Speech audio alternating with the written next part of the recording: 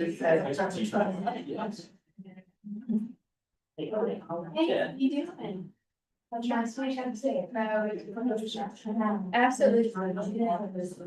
Yeah, so Thank you. speak to a specific. I saw.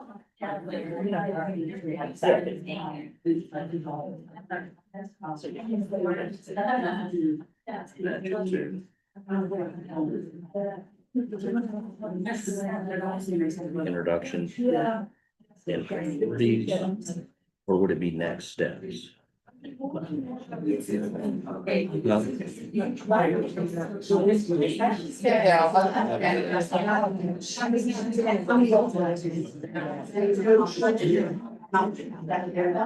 So, yeah.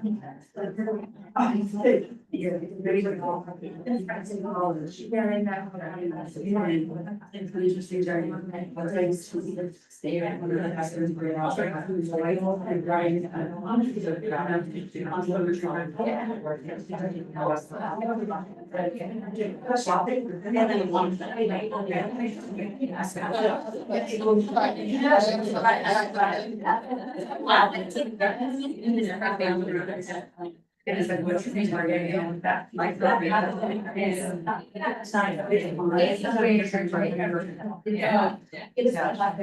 It's in different scenarios.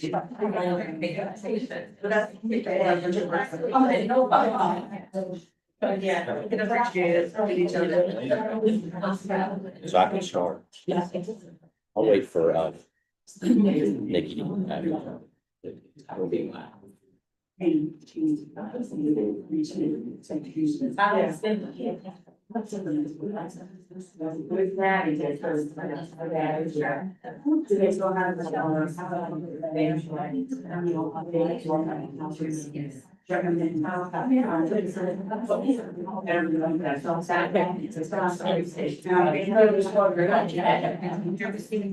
thank you for coming. Yeah.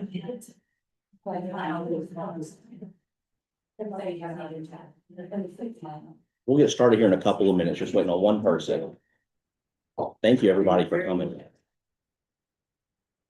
Especially as we prep for whatever weather. You're kidding. Yeah, It's just one, it doesn't look like. doesn't look too bad. No, they're saying It got better, like the outlook. it's just not forming as much and Yeah, actually they're still, even though it's all right, they're saying. Impact more on Pensacola. Oh.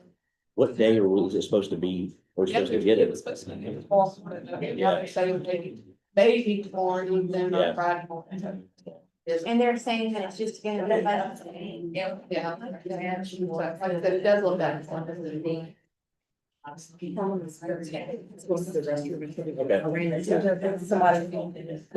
at lost. I wait for them to do it. Haven't changed at all. You look the same. I think so. Yes. It's just an element. You know. It's all right. So good.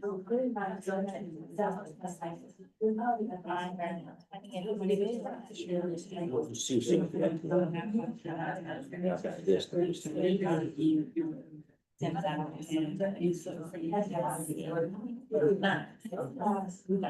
Yeah. Yeah, I think we do. Yeah. Cause I used to have some classes that.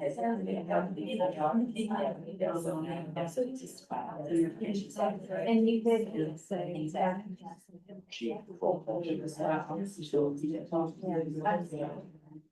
Yeah. So it's not. You'll live as the price. Yes, yes. Do you know where?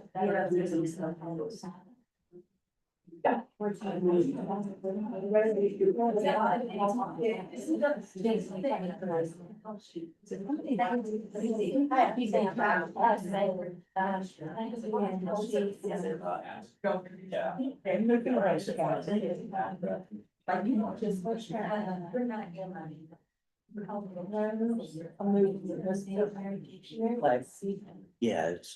we were having fun with the chairs right now. Yeah, so, yes.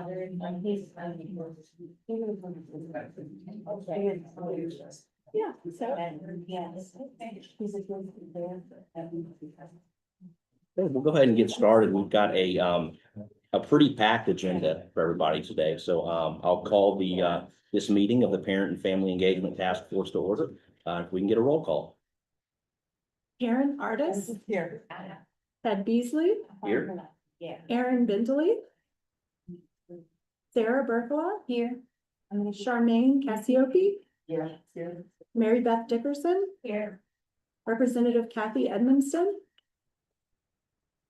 Carly Fuller, Harmony Hobbs, She's here. She's coming in. Dejanay Jackson, Here. Beth Malo, Here. Sabrina Marsh, Here. Amanda Moody, Here. Mark Morrison, Susan East Nelson, Caroline Romer, Cheryl Surratt, Amanda Shackelford. Here. We have four. Okay. So now we will move on to member introductions. I know we did this last time, but we had some members, including myself, who were not here. So just wanted to give an opportunity for anyone who's new to the group, just to introduce themselves, share who they represent, and then I guess what they hope to get out of the task force. So I'm Ted Beasley. I am the Deputy Chief of Communications for the Department of Education. And before I was here, I was Communications Director for Jefferson Parish Schools. So I worked there with some parent and family engagement. I think probably most importantly, I'm a dad. So a parent and just excited to help put together some recommendations that can help support school systems. Anyone else new to the group? It's my first meeting, Amanda Moody. I'm the state director for the Fund Special Advocates, and the executive director of the Louisiana Hospital Association. And I'm just excited to be here and plugged in and learn more. Excited to have you. This is my first meeting as well. My name is Mary Beth Derrickson, and representing Lobby. I serve as the Director of Government Relations with Consumer Education, Workforce Development Policy. And I want to reiterate, I'm very excited to be here. Thanks for having me. I'm Isabel Lana. I'm filling in for Dr. Aaron Beverly today, Policy Associate for the Policy Institute, and I'm looking forward to learning from each of you. All right, well, good deal. Well, we're excited to have everybody. I didn't know if we had as many people today, so it's great to have this many here. And I'm gonna have to look backwards here sometimes just because of the placement of what we've got. So the next item, just going over public comment and participation procedures. We included this last time, so a lot of this is really for information purposes. We do have members of the public here, so if you would like to make public comment, we do have public comment cards on this table. Ms. Kim Powers here with LDOE would be happy to assist you with that. We do ask that you put an agenda item on, just so we know when to call you. And we'll bring you up after each agenda item to make public comment. And if you can keep those 3 minutes and then in relation to the agenda item. And then we're going to follow Robert's Rules of Order. I am going to let you know this is the first time I've led one of these task force, so I'll remember you guys forever. This is my first task force. I have Nikki here, who is, if this were driver's ed, she would be my driver's instructor. So be patient with me as we go through this meeting. All right, our next item, just a review of task force introductions and goals. Just wanted to include this again as just a reason for the task force. This came from a resolution, asked us to do some research about best practices for parent and family engagement, and really asked us to look specifically at ways we can work to enhance public and private partnerships. So that's some of the work we're going to do today. It asks us to turn in a report to the House Education Committee and to Bessie by the end of this year. And today's meeting, the way we've set it up was really to help give you a lot of insight from the Louisiana Department of Education's perspective. We've kind of packed the agenda using our education priorities just to go over some of the work that we're doing at the state level to help support parent and family engagement, give you an opportunity to ask some questions, maybe see where there's some holes where this task force can help create some recommendations or some policy to help support. And I know we do have a public comment card on this agenda item, Ms. Christina Kozik, if you wanted to. And you can, yeah, yes, ma'am. And then also ask you, speak up as much as you can. We are live streaming today with this app. I mean, would it be easier if I can? Sure. Yeah. Okay.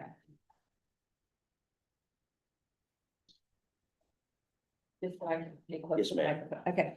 Hi, everybody. My name is Christina Kozik. I am the Community Engagement Specialist with Exceptional Lives.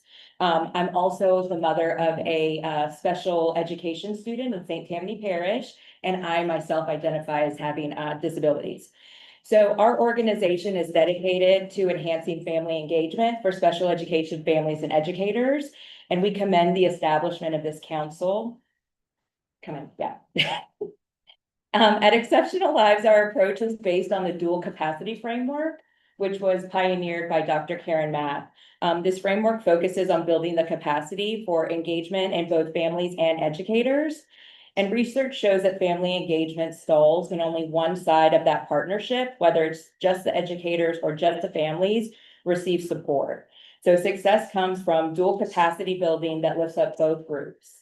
Additionally, as you are aware, participating in your child's school and education is important for all families, but it's particularly critical for those whose students have special education needs.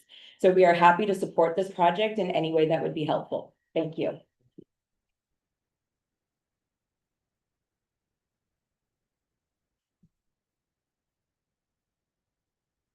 All right, so our next agenda item kind of gets us into the meat of today's meeting. And what we did, there's a lot we could cover with parent and family engagement. We wanted to use Louisiana's education priorities, and these are the 6 priorities we've outlined as a state that we are focusing on to improve student outcomes. So it starts with early childhood, literacy and math instruction, opportunities ensuring a meaningful high school experience, providing every student with an effective teacher, and then also expanding school choice. And then another, not an education priority, but close to it is also attendance. We just launched a new attendance strategy for the state. So what we thought would be helpful today would be to ask for professionals from each of these offices at the LDOE just to give a quick presentation to you about some of the work they're doing to engage families or to support family engagement currently, and then give you an opportunity to ask questions. And additionally, too, if there's public comment in these areas, we can have public comment as well. We asked each person, because we know it's a lot, if this is 7 different areas, we have 2 hours and we want to be respectful of your time. So we'll try to keep the presentations to 5 minutes. And then we'll allow around 10 minutes for conversation afterwards. And we can play with that a little bit. If you don't have questions about one area and we want to talk to someone else for 20 minutes, then we'll just put them on the hot seat for 20 minutes. I guess our first person we're going to call up is going to be from early childhood. It's our new Office of Early Childhood Assistant Superintendent, Mr. Barry Carter. And if you want, I don't know where you want to, you guys are more than welcome to give this presentation from the podium, because if you don't want to turn back and forth. I'll just say right here. Good morning, everybody. I'm Barry Carter. I'm the new Assistant Superintendent for Early Childhood Care and Education. When he said 5 minutes, I'm not that guy.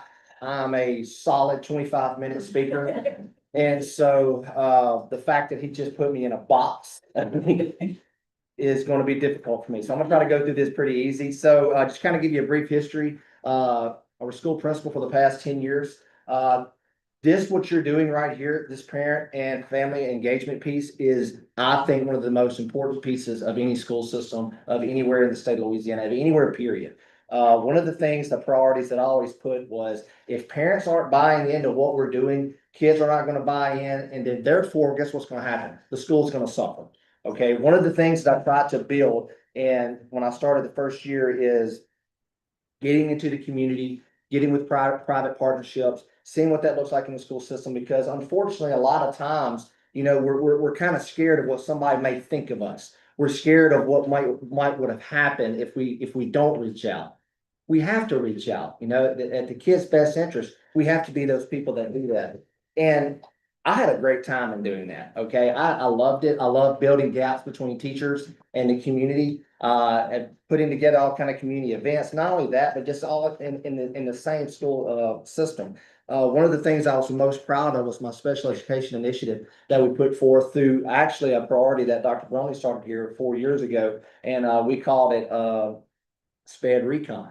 Okay, which meant that every single child, because of the individual evaluation report, that individual, the I is the most important piece of that. What are we doing for that specific child? And we would bring the children in, and we would bring the families in. We'd bring everybody in that we could. And we saw so much success with that. So thank you for what you're doing. Thank you for this. I'm looking forward to kind of going over this with you. If I mess this up, you can blame, my deputy assistant over there, Miss Karen Powell. You gotta give her a hand over there, but she'll kind of help me out with this. Also, we've got our director of academics and early childhood, Miss Brittany Cochran, in the back too, to kind of help us out with that.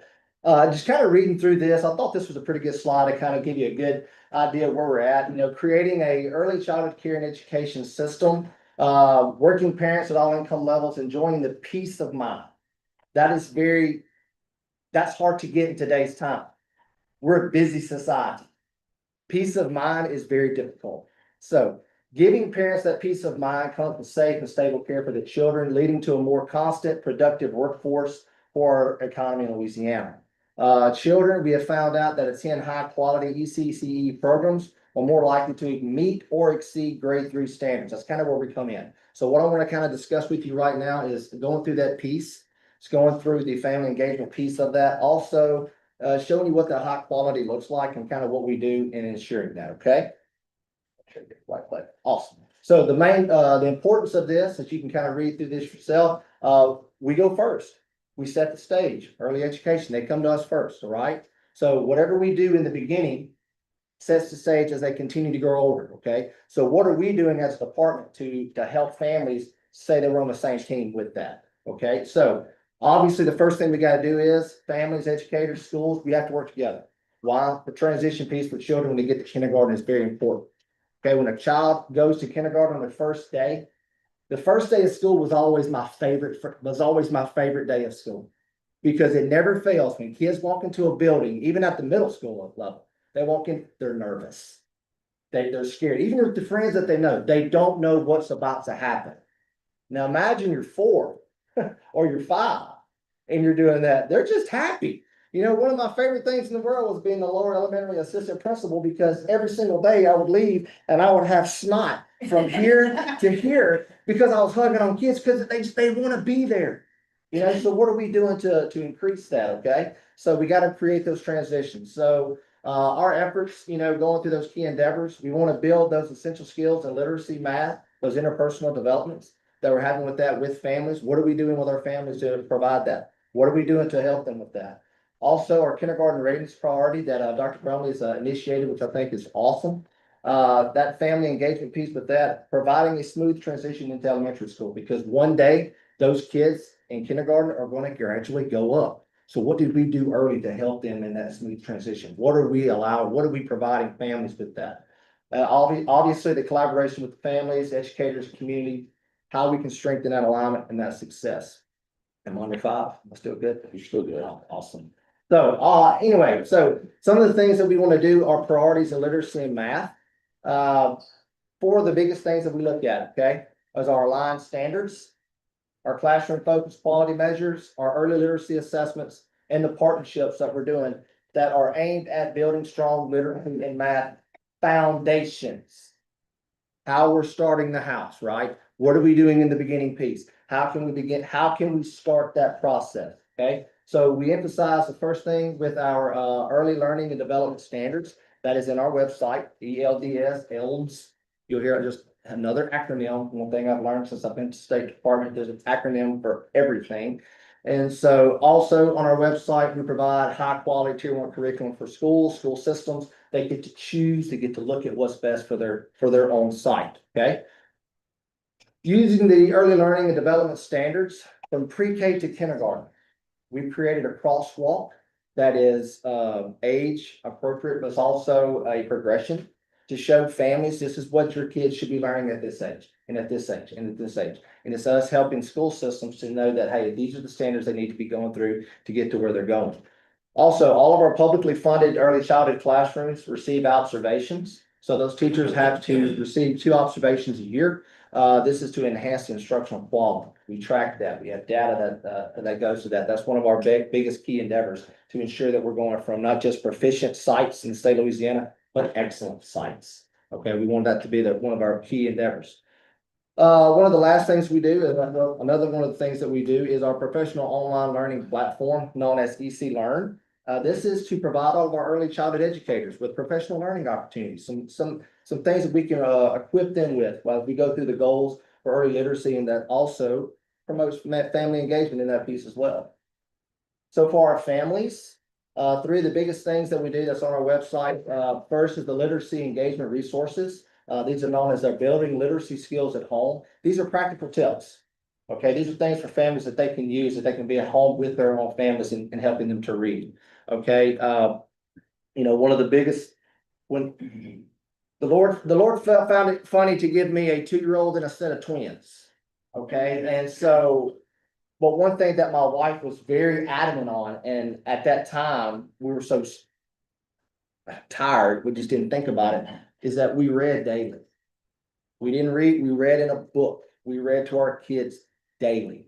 And unfortunately, we want to make sure that that's happening in a lot of places, that kids are getting that interaction. I've been to some of our childcare centers across the state, and I see that, and I see those teachers just doing everything they can, reading to those kids. Kids love to be read to.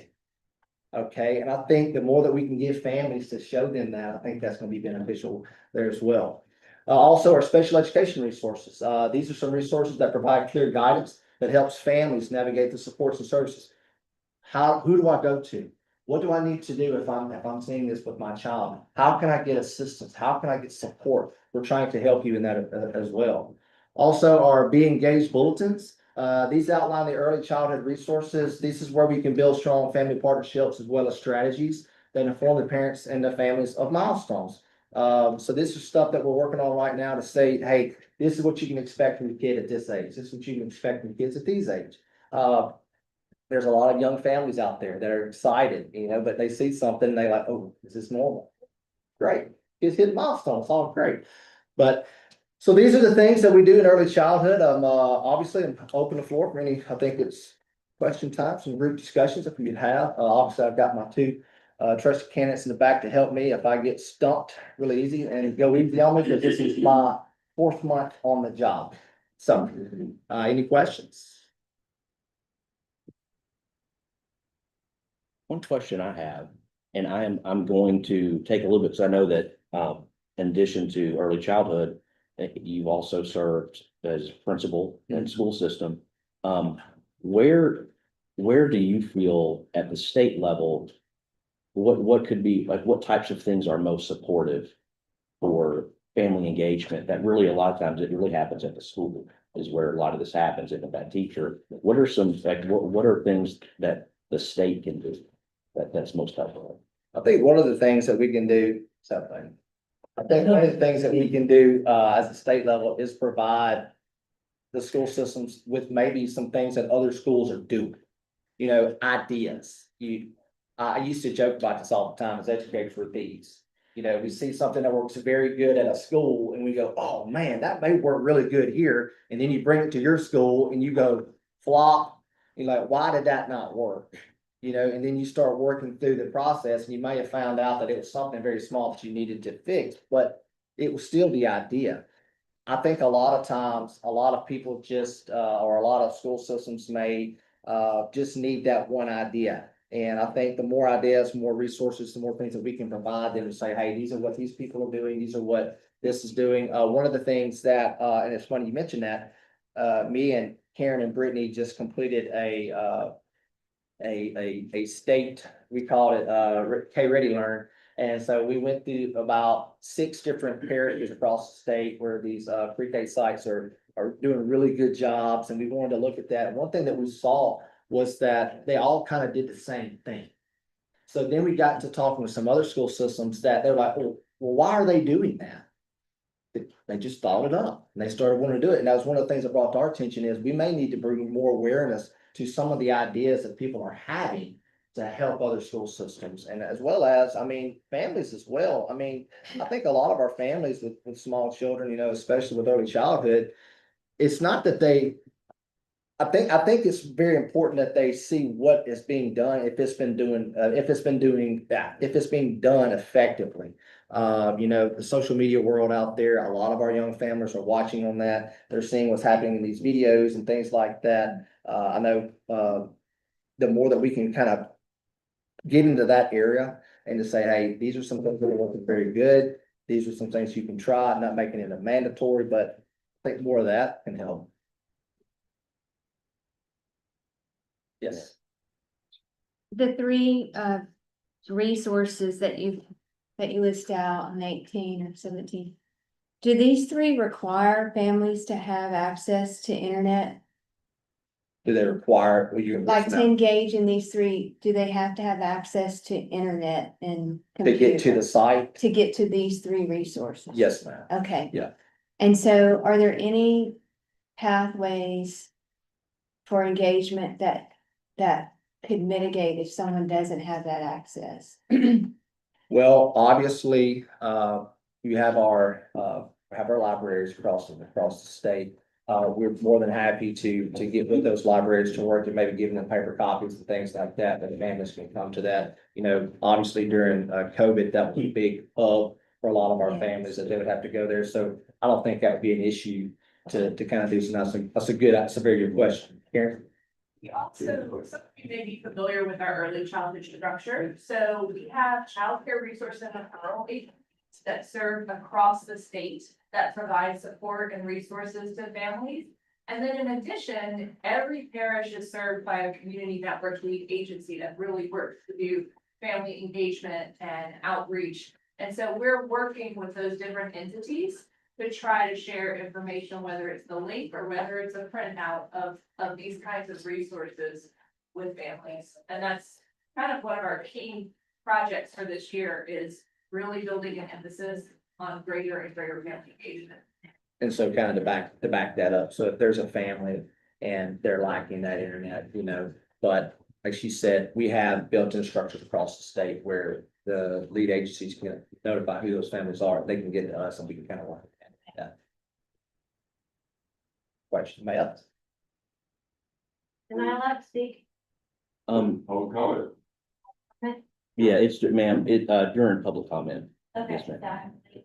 Yeah, you'll have to, you need to fill out a card for, is it for this specific agenda item? Then for that, Yeah, I already got those now. is that, did you wanna, Ms. Reed? Yes. Yeah, if you want, we can do that for this agenda item. That's, so I know you. Sure. Then. But, already spoke on, Sure. yeah, I was just gonna make a little comment, but it's not my whole. Thank you. I know that one of the asks of this task force is specific around public and private partnerships. And in your experience, like how have you seen that work well? I mean, what are some areas where schools and systems could use additional support?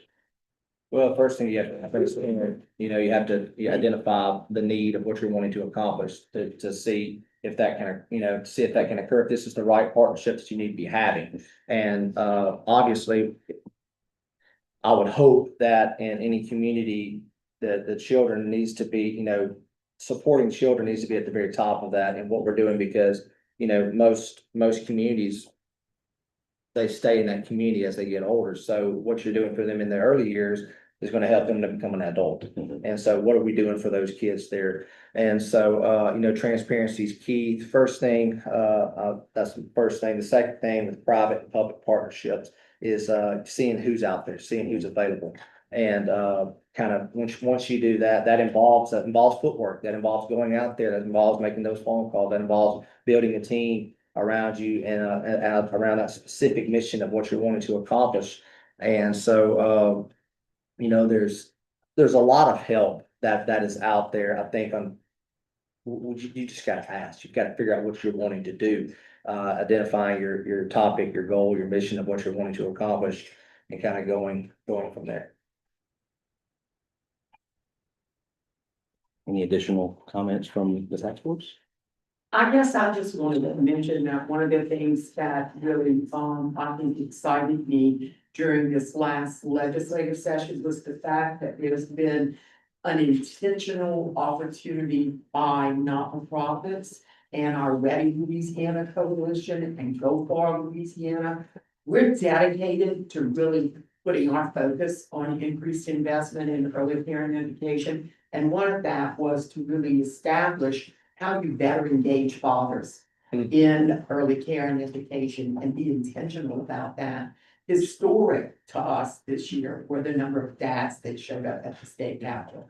And I really do believe that they have a pivotal role to play in really helping us to enhance the goals that we have set forward for that engagement. So I just wanted to say, I know that the Department of Education has been very helpful and was excited about that.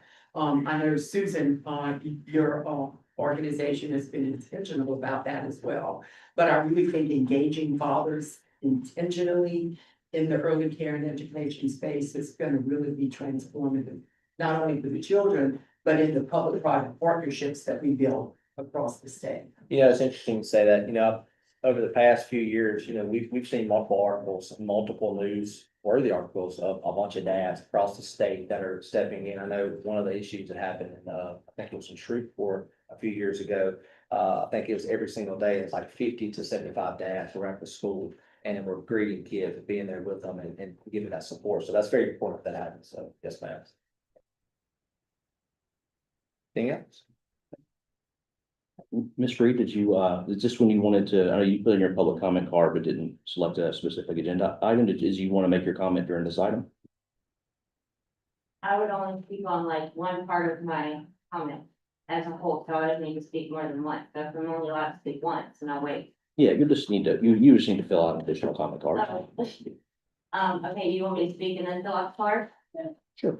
Okay, so I can speak now? Yes, ma'am. You want me to come up there? Yeah, about 3 minutes. Okay. This one's short because it has to do with actually what you were talking about. So you spoke on reading to children in person, right? They do a lot better that way. They learn to speak faster that way as well. So, the world has become impersonable with electronics and ways for a computer to read to them. We see it all the time. Kids are addicted to electronics. Sometimes I see it in my own and I have to take it away. In what ways are y'all trying to make the early years experience more one-on-one personal experience? And how long are you trying to wait until putting children in front of a computer? I'm old school. I prefer pen and paper myself. I fought with the high school. I fought with the middle school. Send those papers home. Let me see them graded. Let me read it at home with him. I can't stand being in front of a computer. I get tired. I don't even like reading, to be honest with you. But that's just a couple of things for y'all to think about is how long are y'all waiting to stick our young children in front of a computer screen instead of being personal one-on-one? That's it. Thank you. So it was very short for that one. Thank you. Thank you. Thank you very much. All right. I'm gonna steal the clicker back from you. So our next item is literacy instruction, very big in our state. Unfortunately, we were not able to have someone from the literacy team join us today. But we did want to still go over these slides. I'm just gonna stand up here a bit. Now, I'm not the literacy expert, so there may be some questions that I'll have to get answers for and bring back to the group. But obviously literacy has been one of our pillars since Dr. Brumley came to the LDOE. He was in 2020 was very quick to call out the state's literacy crisis and the nation's literacy crisis. Put together a literacy team at the LDOE, put together a comprehensive literacy plan, and that's really been foundational in some of the outcomes we've seen. For the past 2 cycles of the nation's report card, Louisiana's 4th graders have led the nation in reading growth. That's nationally. We've gone, if I'm sure I get the right number right, I think 2019, we were 50th or close to it in literacy. And this past nation's report card, our 4th grader are over 16. So a huge jump. That's 16th out of all the states for overall achievement. This is just our latest literacy screener results. This was part of a comprehensive policy that we put into place. And one of those were literacy screeners to give to students from grades K to 3. Before this, we did not really have a uniform way to know where kindergarten through 3rd grade students were statewide with reading. They were taking tests at their schools, but it wasn't uniform. There was no way to compare.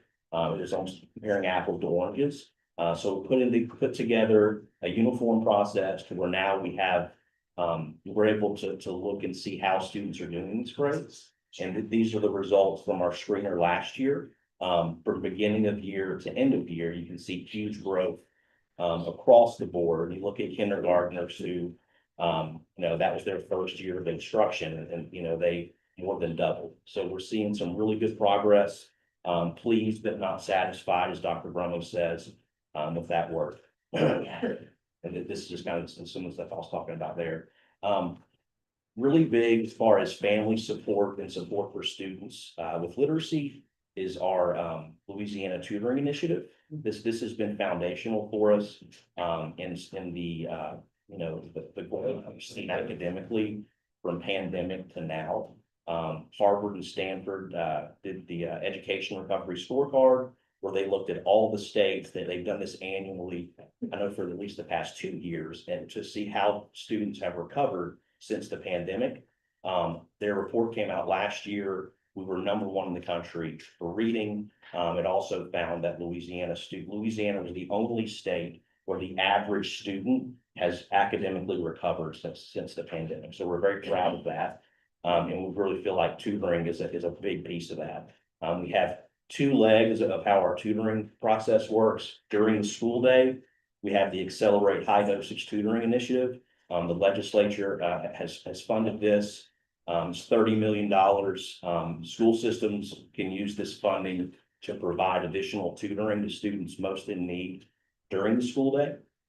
And then outside of the school day, we have the Steve Carter tutoring program, also funded by our legislature. This is $5 million that's available to families of eligible students, students who need that support for tutoring outside of the school day, both in person and virtual. And it's actually expanded to reading and math. So this is 2 really outstanding supports that are available to families. Again, are a lot of family resources on our website. And again, I think brought up a great point as well about making sure that families who don't have broadband or don't have access, how are they going to get these as well? But we do have a family hub on our website, and literacy resources there are outstanding. The grab and go activities, families can print these out. It's for grade levels birth to 12, and gives them easy things that they can do at home to support families. I know also not mentioned there, when it came to our 3rd grade promotion law, that went into effect for the first time this year. We shared with school systems a lot of templates and other resources they can use to communicate with families about the law, but also making sure that families know where their child is as far as on their reading journey. Do they need that additional support? Are they excelling? Or is it a situation where they need some additional support to get caught up? So we've tried to give schools resources that they can use to help inform families. Just any questions about our literacy efforts? Yes, ma'am. So it's my understanding that the feds are holding up about $10 million in our basic literacy funding because of whatever's going on with the Federal Department of Education. What's our contingency plan to fill that gap, and how are we going to respond to that so we can continue to provide all of these services? Yeah, I would have to, I don't have that information, but I know that that there is a review right now of those funds. And as we learn more, we're sharing that information out publicly. But Well, I'd like to share with you that our United Way of Southeast Louisiana is heavily engaged and a major investor in the campaign for grade level reading work that we are doing in our Southern Parish region.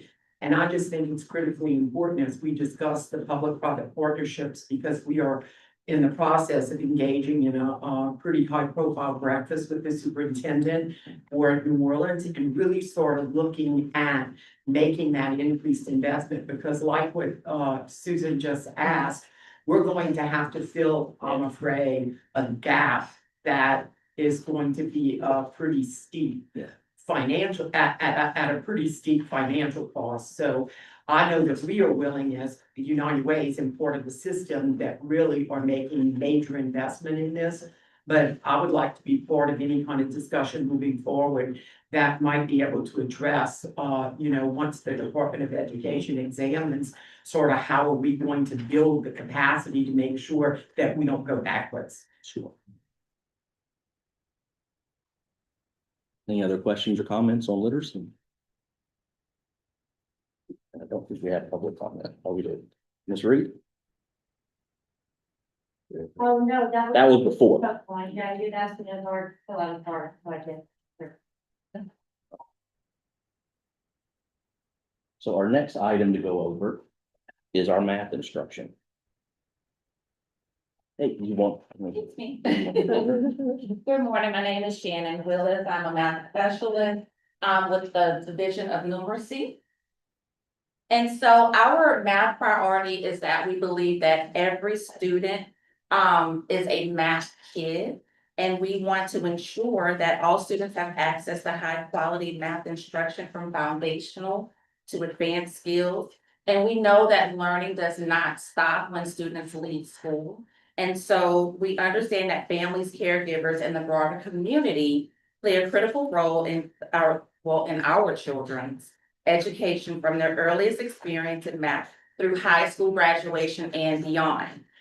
So that's why the Louisiana Division of Numeracy is committed to providing every student with what they need to build strong foundational math skills. And to help with this, the Louisiana Department of Education offers free, high-quality resources that families can use to support their students' learning in math. I wanted to share with you our math lead proficiency. So this is for all grade levels, third through geometry. As you can see, our proficiency levels have increased. And when I talk about proficiency, that is mastery, scoring mastery in advance.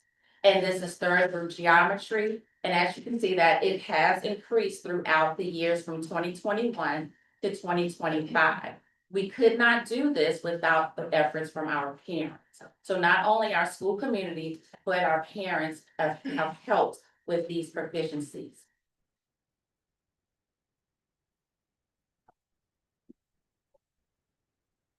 So on the Louisiana Department of Education's website, parents and caregivers can visit the Family Math Resource page where they will find helpful materials for grades K through 8. It's specifically located on our Louisiana Math page. We have Zern Family Resources, and you've probably heard of Zern if you have a student who's in grades K through 8 that are available for parents to use. These resources are aligned with classroom instruction and give families ways to reinforce what students are already learning in the classroom. Parents and caregivers will also find grab and go activities, and these are quick activities that families can do in like 15 minutes with minimal resources, and they range from lower elementary all the way to middle school. We also just talked about the Steve Carter tutoring program, but it is also available for math students who have not yet met proficiency in grades K through 12.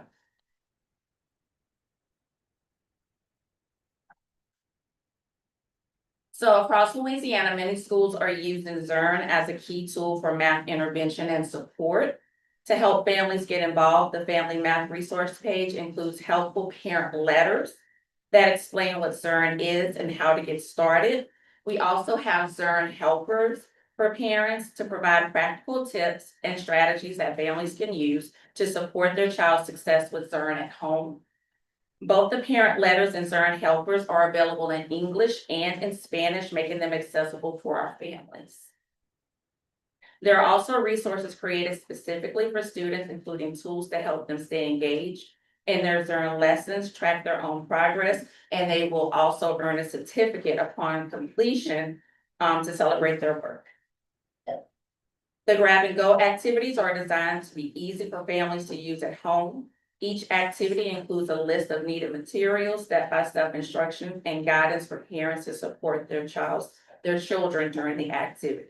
We've also created map night activities for school campuses to use to engage their families in map night activities that are aligned to our Louisiana student standards.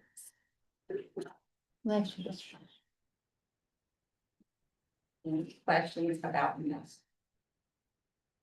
I do have a question about, the resource, page for, the map resources. Are there any, developments on the horizon to develop that for early childhood? Early childhood just gave some, updates in their areas, and there are literacy supports for early childhood, but I see that there aren't in math. That's a good comment and question. And so we do have teacher leader advisors who create these resources. And so we are continuing to build our resources, and I'll make sure to include some for early childhood as well. So thank you. I appreciate that idea. Yes, ma'am. And then one other question, you mentioned that the Zern resources were available in English and Spanish. What are the steps for families in Louisiana that need them in a language other than English or Spanish? So currently they're only available in English and Spanish, but I would definitely ask those partners who have created Zern if there are other languages. And I believe they did Spanish because that is our highest population here in Louisiana, but we do have those other populations to consider. Any additional comments from the task force? We don't have any public comment on the side. Thank you. So our next item, we move into the high school now, and the work that Louisiana is doing to reimagine the high school experience and support students for career in college. Good morning, everyone. We are from the Office of Career and College Readiness. I'm Candace Joseph. I primarily work with our school counselors, and I am on the FAST Solid team. So our office's goal is to make sure that students in high school have opportunities that increase academic achievement while allowing career exploration opportunities to ensure that they are making informed decisions about their post-secondary plan. So individual graduation planning. As stated in revised statute Title 17, Section 2925, each student by the end of the 8th grade should start to develop an individual graduation plan. This plan lays out all of their high school courses. It's a visual of parents and students to see exactly what courses they've taken, what courses they need to take. It also has space where they have their at least 2025 scores. And this just is another point to make sure that they are doing everything that they need to do to graduate on time.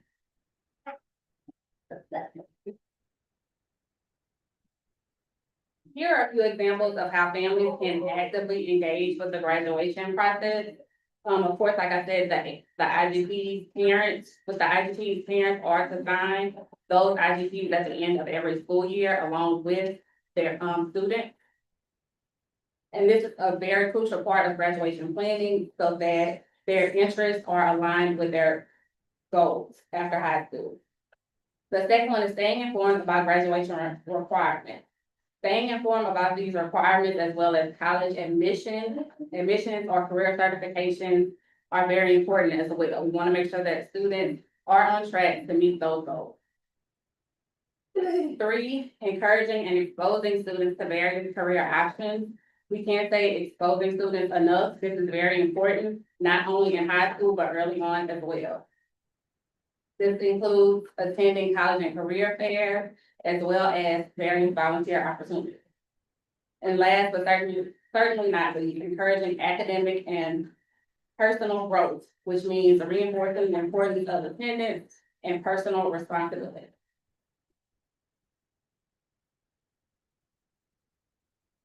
We have this, my name is Tiffany Thomas, and we're all on the same team, and I manage the Course Choice program.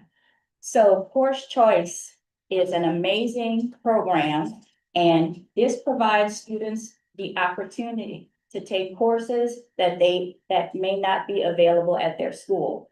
And this program has had a tremendous impact across the state for over a decade, because it gives students the opportunity to fulfill TOPS requirements, CTE and fast forward programs, along with other academic work.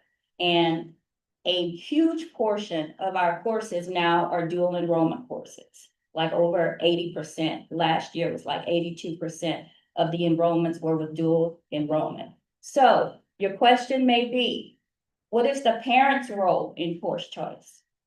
We just, in October of last year, the course choice policy was updated, and the focus of that update was on parent choice. So the schools are tasked to keep the parents informed about eligible courses and fundings for students. We want parents to know, and the courses for the upcoming school year are already posted, so parents can go and see what's available. We want them to explore options, work with the school staff, probably the counselor, to review approved providers, because in order to participate in this program, they have to be providers that were approved by Bessie. So if a parent is interested in any of those courses, they're to reach out to their school counselor and start having those discussions. And another important enhancement is that parents have to give consent. Not can, they must, and this is gonna be effective this upcoming school year. Parents are gonna have to sign off on selected courses to make sure it aligns with their child's needs, their graduation plan, or their career plans. Can I ask a question before we go to the next thing? Is this okay for me to ask it now, or else I'll forget? So the course choice, access to various courses, can you give an example? Is that from another school? A course that maybe this school doesn't provide, but another school does, or what? The courses are offered through third-party providers or our public higher education providers. So for example, students are taking welding courses, they Okay. travel to a site. Yes. That's what I was Yes. thinking, okay. Yes. So it's mostly the, sort of tech courses that we're talking about, like welding and carpentry and those kinds of things. It's a lot of that, a lot of dual enrollment, courses getting the students credit towards college. So it's a combination of that, but a lot of the CTE numbers are going up every year.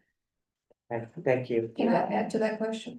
So if it's Bessie approved, and do y'all have a master list? I mean, so is there a master list online that parents and, Yep. can see? So Yes, and there's also a video on our page on LDOE site explaining it to the parents, explaining how to navigate through our system. So could y'all provide that?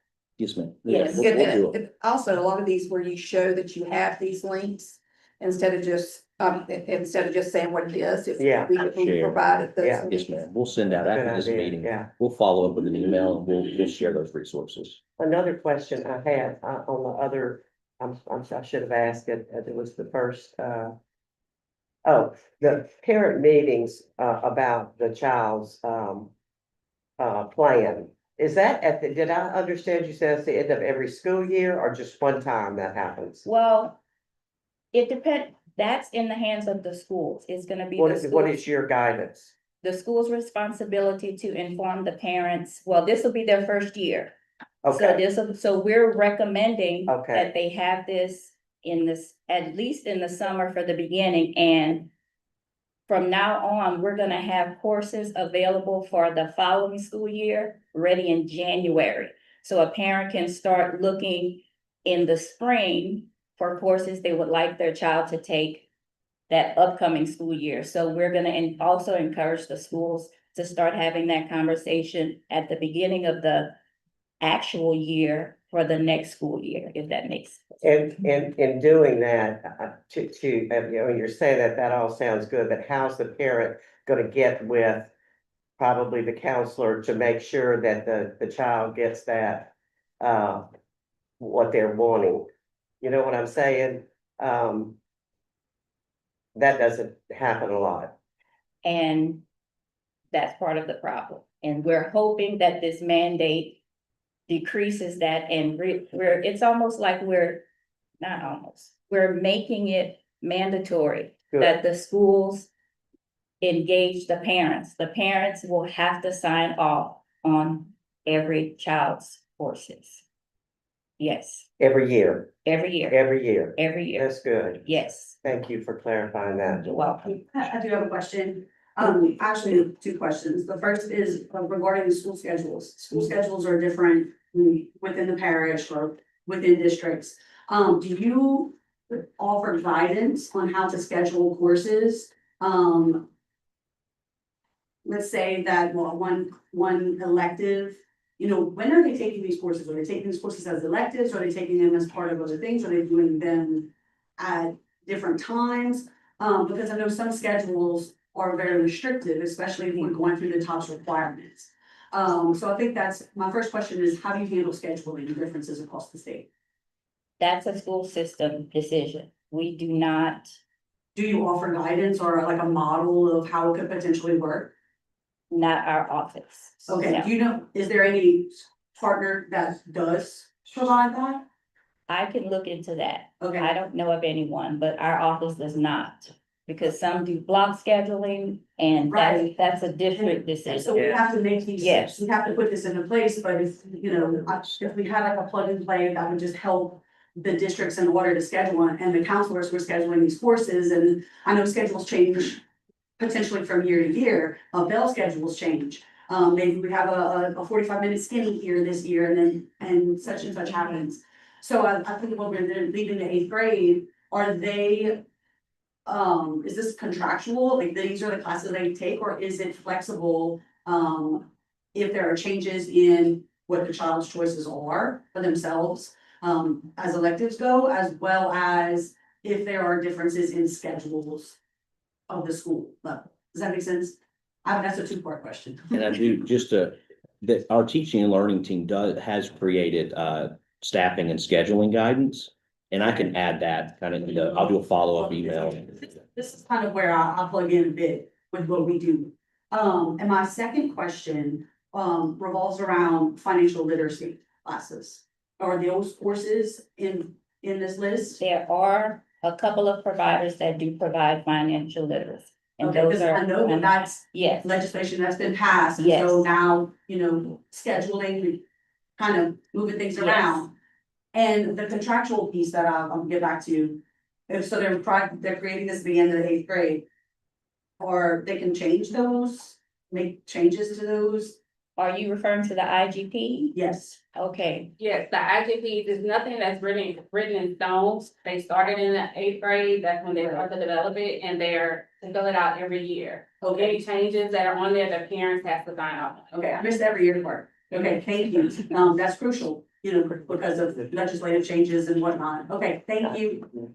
Appreciate it. I just wanted to clarify, in the PowerPoint that was emailed out to us, I believe you got it emailed to us.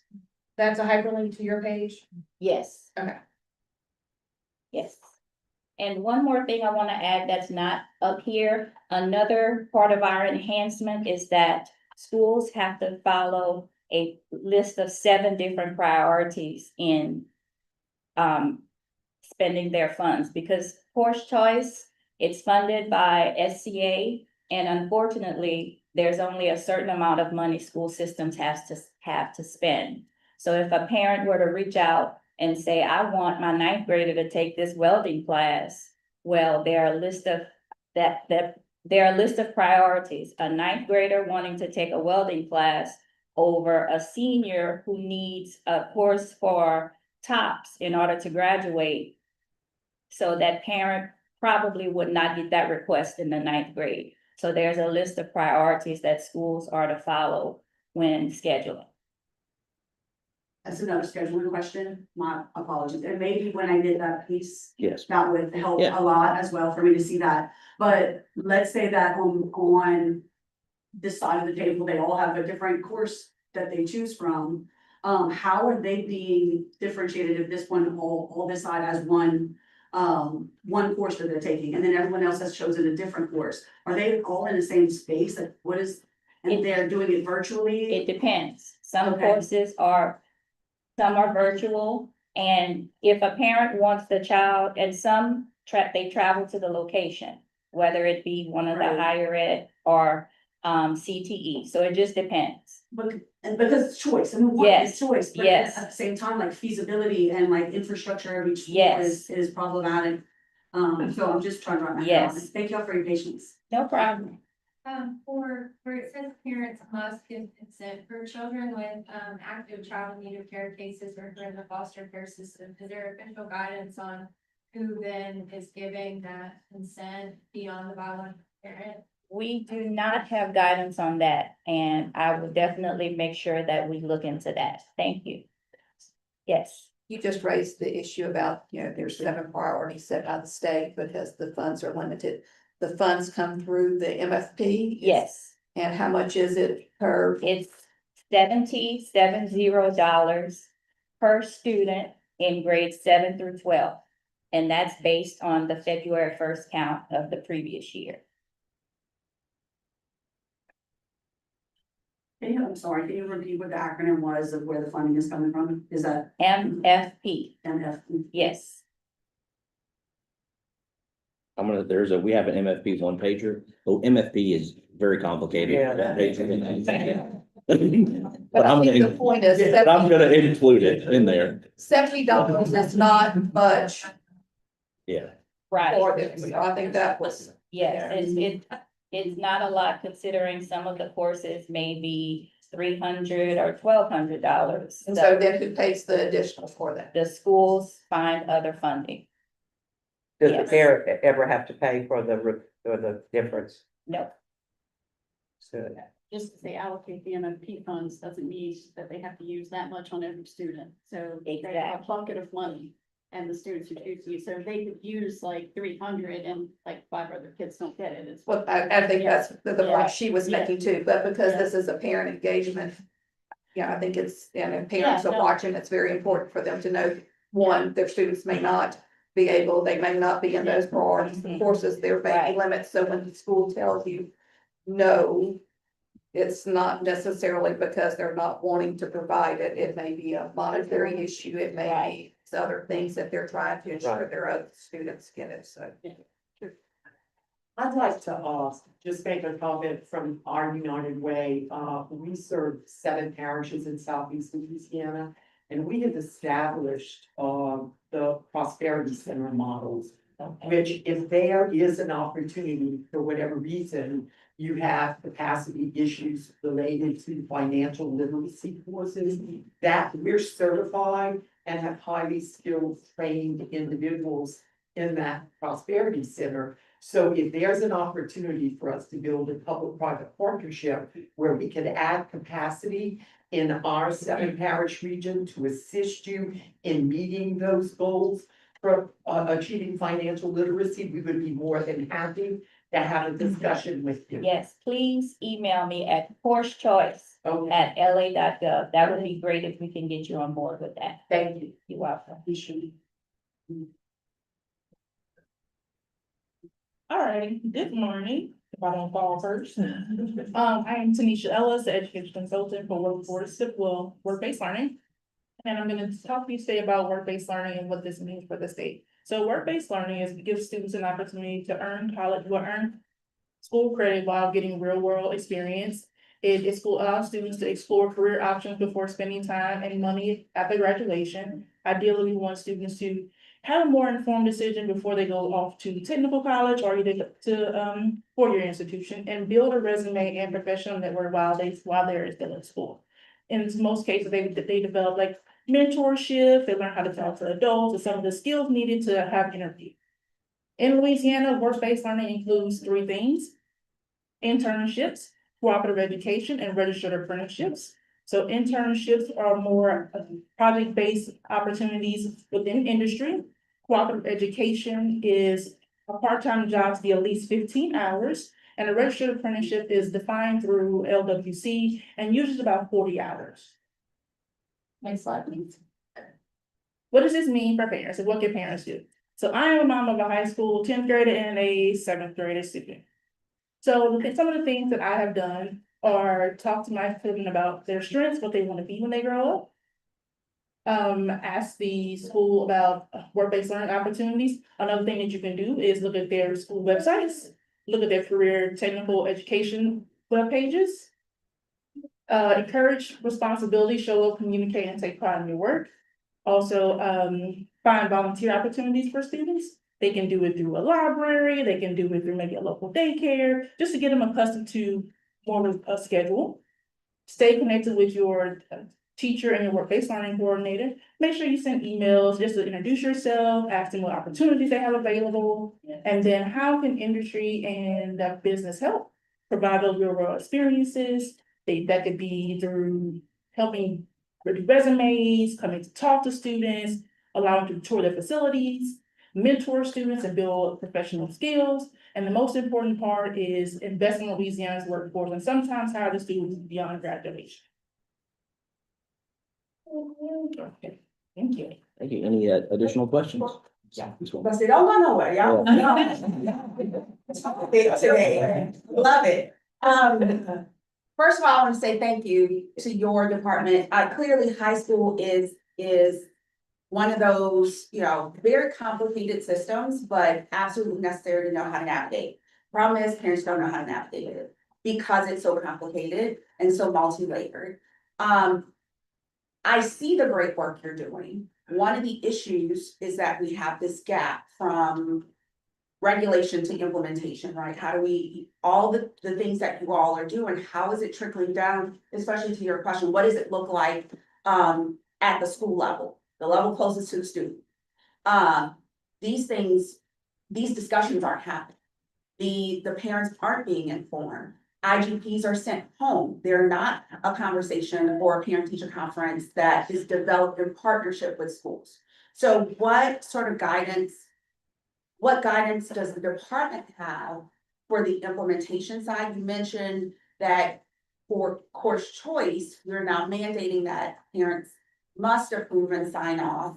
IGPs have parent signatures, but it's how it's being implemented. It's not a partnership. It's more so of information sharing, and it's not connecting families to those decisions that are being made because they're being made at the school without the parents. And so are you guys looking into that guidance, or does it already exist, and how are schools getting that, and is there any accountability associated with implementing that? I think the biggest thing is, the decisions the district make on how to implement those things. The district that I previously worked, I worked very closely, I was a middle school counselor, and I worked very closely with our high school counselor. And the high school counselor would have 8th grade parent night to discuss everything on the IGP, to discuss schedule. And then the students would then fill everything out within the same week and then bring that information home. So parents already had that information prior to the students bringing it home. If the parent had additional information, then of course, we would set up conferences with them.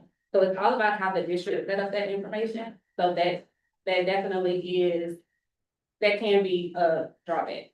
And it varies from district to district. So is there guidance at the state level that says, here's best practice on how to implement that, so that they have a blueprint on what it looks like if they have no idea and don't use those practices? We currently do not have guidance, but that is, I presented at Teacher Leader Conference this past, was it a month ago? And I just introduced this to the school systems. And the people that really needed to hear it, like the administrators, they were not there, the counselors. And the first thing when I got back, I told my assistant superintendent, I said, we need to get these administrators on board because they need to know this information. So we do not have, this is going to be the first year. So as we do not have guidance on that, but we definitely will be working on it, especially your smaller school systems, your bigger, it's just, Yes, When you say administrators, is it principals, assistant principals? yes, yes. And then that also is gonna be a topic at the Counselor Institute sessions that we have, this fall. We've talked about it previously in Counselor Institute sessions, but that is one of our agenda items this year. And it needs to not only be school district, only school-based administrators, it also needs to be district level administrators. Because having worked in, multiple positions across the state, it is handled differently by district, and it's also handled differently by schools within the district, and it is because there is no, direct model for how it is supposed to be done. So it creates some great disparities from school to school and from district to district. Some places just send it home, some places do have that advanced meeting. Some places do actually have parents to come in and they have that back and forth dialogue and they make that plan. But it creates a lot of inconsistency, so everyone kind of needs to be in the room when that guidance is set forth, so it's time embedded into the schedules for people to be able to do it, and everyone is aware of what the expectations are. To the point. Build up on that point, which seems to be a recurring theme here. Is there a possibility to potentially pilot this in a model in maybe one high school or a smaller district, and to see how it works, and then where the discrepancies may lie in other districts or within other schools, just to have an idea of, hey, this is how we made it work at this school, and this is how we created the schedule, and this is how we have these IGPs running for us. And then wondering about what the outliers were there. I know it's brand new and you guys are doing rolling it out, and I was at that summit. And I felt like, yes, we have something great, and the right people, when it falls into their lap, what guidance then can we give them? So potentially, is that an idea to Well, create you a just model? gave me a great idea, not necessarily a model because it's in law now, so it's implemented for this school year. But I could work with various school systems to find out how they're implementing, yes, how they're Yes. implementing it, and have discussion and share that information with other school systems who Right. who may have an issue, because some of them were like, we do this already, and others were looking like, oh my goodness, we're gonna have to do this. So that's a great. Right, and also, since we have to have the financial literacy piece, we don't wanna take away an elective that they wanted to do instead, because now we have to fill it with another piece that is a requirement. So we can open that up for more choice. I'd love to speak to you all, in greater detail when we can. Email me and we'll set up a call. Sounds Course choice at la.gov. One more time? Course choice at la.gov. You're welcome. I just want to make a quick comment on work-based learning. I know that, in our discussions with school systems and employers and all the different players before the new accountability formula was passed, I think one of the big concerns was how do we get employers on board? How do we get them to participate in the program? And as the state chamber, we are working on engaging, our employers from across the state. But I kind of wanted to give your office a shout out and I saw Brian is here, and because you've made it easy for us to answer questions for employers that have questions regarding legality and regulation and all of the different questions. And so it's helped us as the chamber engage our members and businesses large and small, like the Dows and others. So I just wanted to kind of give you a shout out. We appreciate all the work that y'all have done on that front. I know it's been a big undertaking, so we appreciate it. Thank you. Oh, another question. Well, I just wanted to make a point, again, with it being this being a parent engagement, task force, that there are certain things that traditional public schools have to do in this arena and others that maybe charters do not because of the laws. And, there was a law passed this year dealing with workforce, and it's, stuff that traditional publics have been required to do for a long time, that charters just haven't. But if you're a parent of a student at a charter school, I think it's very important for you to know that sometimes some of the things that you think your school has to offer may not be because of the way the, law is drafted. So it's just, again, for a parent to know, and it's not always the failing of the charter not doing something they're supposed to be doing. It's just because the law doesn't require it. I know we'll talk about ideas for public-private partnership the next meeting. Yeah. But I wanted to ask y'all, of all the goal sections we've gone over thus far, it feels like parent engagement is a critical success factor for yours. Because they must sign off on courses, they must be engaged in everything that you've talked about. And so if we have an area or a family where the parent is not engaged, the child's access to this could be compromised. In the case where the implementation plans in each of the schools are very different, it feels like there may be a role that community can play to ensure parents are aware to go seek out these opportunities at their local school system if it's not obvious. And so my question to y'all is, if you could paint a perfect picture of how community might help just keep engaged parents and inform parents of this, what would y'all like to see? What would that look like? Has that been something you thought about?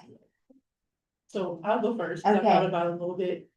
If I can raise a magic wand, I would wish that each school would have an advisory council that has their educators, their business and their community, and a parent representative to access that. The other thing that I would do is wish that districts would post this information on social media, as that's one of the most primary ways to get in touch with parents. And then again, to have those parent nights when feasible to draw parents in. And when they have those nights, offer a virtual option, because everybody can't take off work or have the flexibility to get their kids to this meeting or get themselves. So that's a great thing. Thank you. You're welcome. And I'll just add to that, in one of the districts that I've worked with, they have a career and college night. So it's at night and in the evenings when parents are off work, so it's not only different colleges that are represented, but also various careers as well. So parents and students are there and they can ask questions, parents can ask questions about the type of certifications that they need for certain jobs, so all of that is in one place. It's really good, but can I just say that does not take the place of a parent meeting with the counselor and being able to engage back and forth.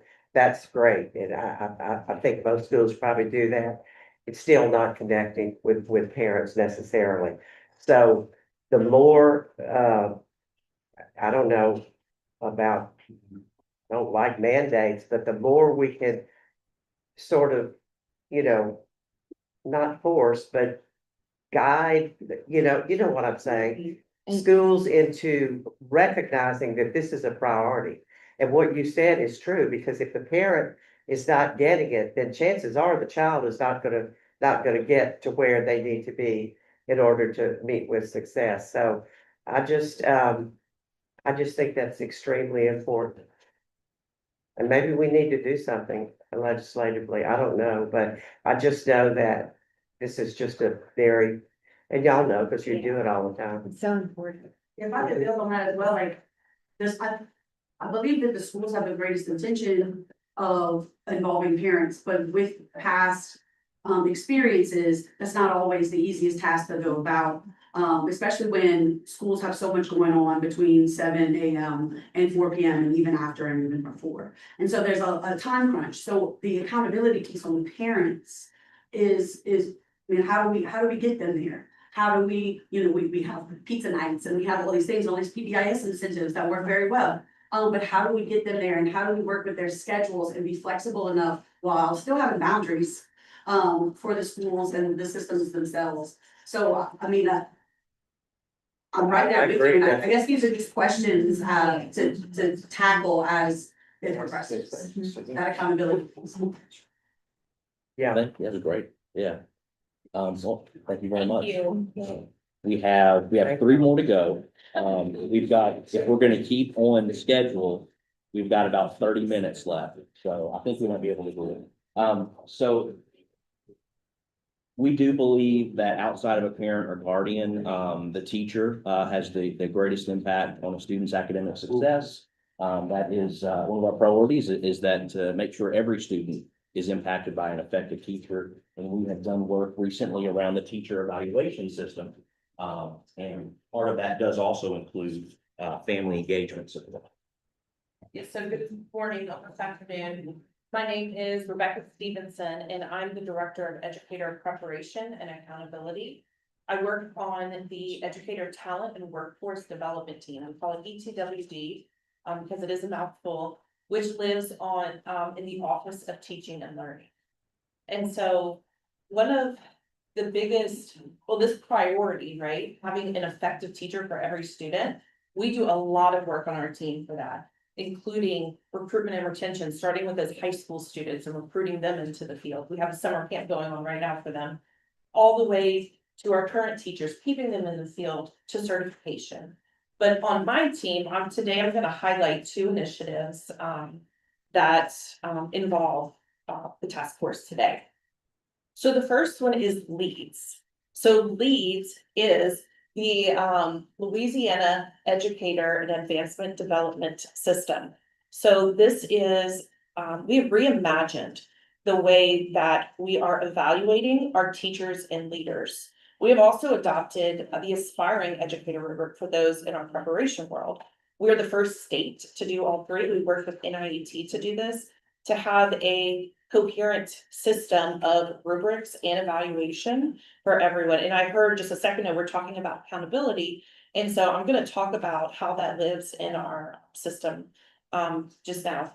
So first, in the educator rubric, there are two places where we have this in the educator rubric. The first place is the school involvement. So this talks about the teacher is involved in school activities and other pieces that deal with families. And then also the last part in the professionalism piece of the rubric is school responsibilities. This states that the teacher has to adhere to all policies for the district. So if the district has policies in place that involve parent and family engagement, this is where the teacher will be rated on this. What is new and unique about what we do is each time the teacher is evaluated, that professionalism piece gets evaluated as well. So instead of waiting until the end of the year to tell a teacher these pieces, what they're doing right or wrong, and lesson plans and attendance, they're having these checkpoints all year. This was an ask of through our pilot year. We were in our learning year last year, and this coming year is our full implementation year. Now, where this lives the most is in the leader rubric. And what I did was I highlighted the domains and the indicators where this lives. So in the school mission, vision, and strategic goal setting, there's an indicator about communicating the mission, the vision, and the goals. And that includes to our families and all stakeholders. And then if you look at the next one, school and community environment, this is where it really lives. This is where you talk about how are you engaging the community. It states that you positively engage your families, that you invite them, that you invite all families, that your mission, vision, and goals includes all students.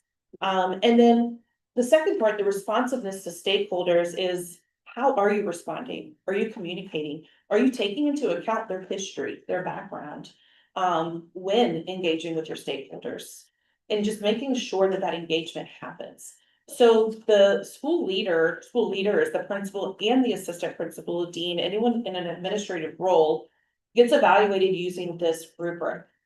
What's also unique about our system is that we also include a principal survey. And so this was new this year. And there's a survey sent out to everyone that is underneath the principal. The principal is the only one that gets it. And the teachers get to fill out a survey on their principal, and that is included in their evaluation as well. Now, the principal survey is based off their rubric. So the district person comes in, they collect evidence, artifacts, they may turn in sign-in sheets. And a lot of the pieces I was hearing you talk about today, I was thinking to add them in our handbook now as pieces of artifacts that they can be collecting for this family and engagement piece of the rubric. And so they collect artifacts all year, they review it, but now how are your teachers perceiving it? So at the end of the year, the teachers do a survey. And we just released those results this week for the first time. And we're excited about that. And then the last part, there was the fiscal and physical management that ensures that the principal is using their funds for families and for students. The next piece of my work is with teacher preparation. And so, like I said, we have our rubric, but also we are a competency-based state.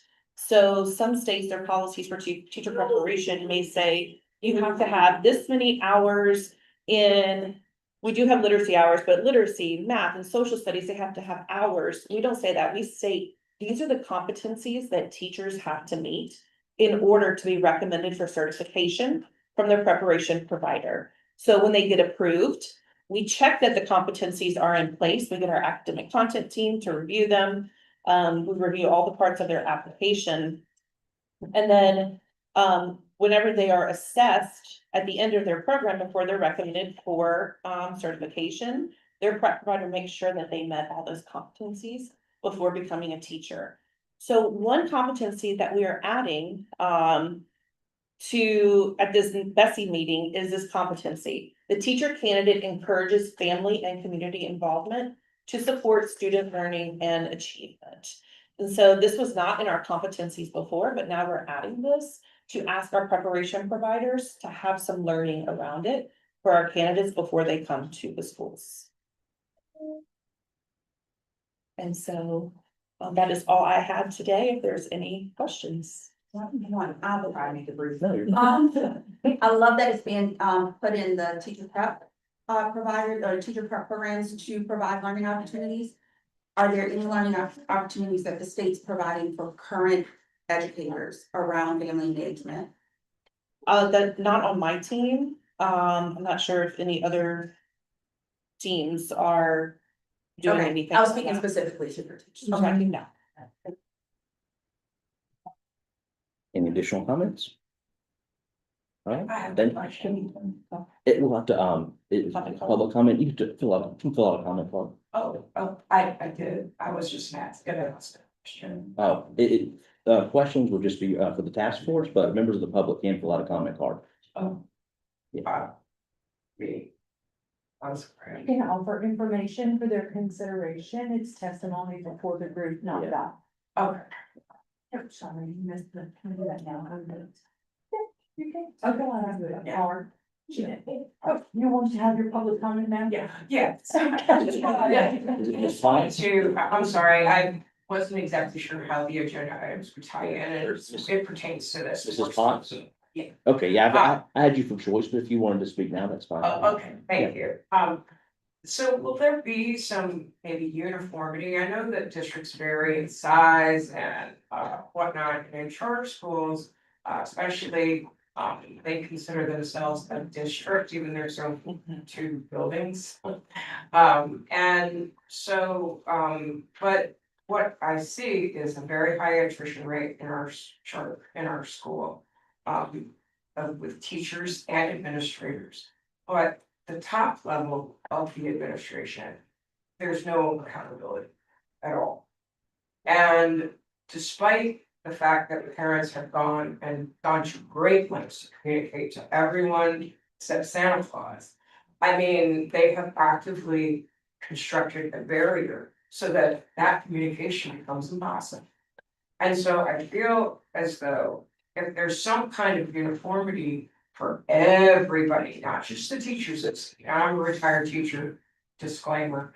You know, it seems like everybody wants to hold us accountable, but when it starts getting up the chain, up the ladder, it's just like a free for all. And you know, I have one child and I wanted to make it count. And so I'm not trying to tell them how to do their job or whatever, but I would like some accountability at that top level. And I just don't know, like, is there a way to make it possibly somewhat uniform so that this cannot occur? so that there is accountability if you do not consult your stakeholders and you just blow them off. You have a charter board? Oh yeah, and they ignore us equally. Equally. I can speak to our evaluation system in that, we hope all schools adopt our rubrics. They have to do the whole evaluation system, right? They can use their own rubric. But we intentionally added, we worked with NIET to do this, and we intentionally added a few pieces that were requested from our learning year. And we also sent out a survey, previous to starting the work, where 8,000 educators in Louisiana responded, which is a really high number for surveys that get sent out here. So that means they have a lot to say. And so we worked with a third-party company to really dig into those results, and we heard that. We heard just having some consistency and coherence across, and that's why we feel like the survey is a really big piece for that. Because it does give information back to the school districts to use to have conversations. So I can speak to that side and, adding in like the professionalism piece, the survey, but school systems, public and charter have the option to apply for an alternate rubric. And we do approve or deny those. Thank you so much. Thank you.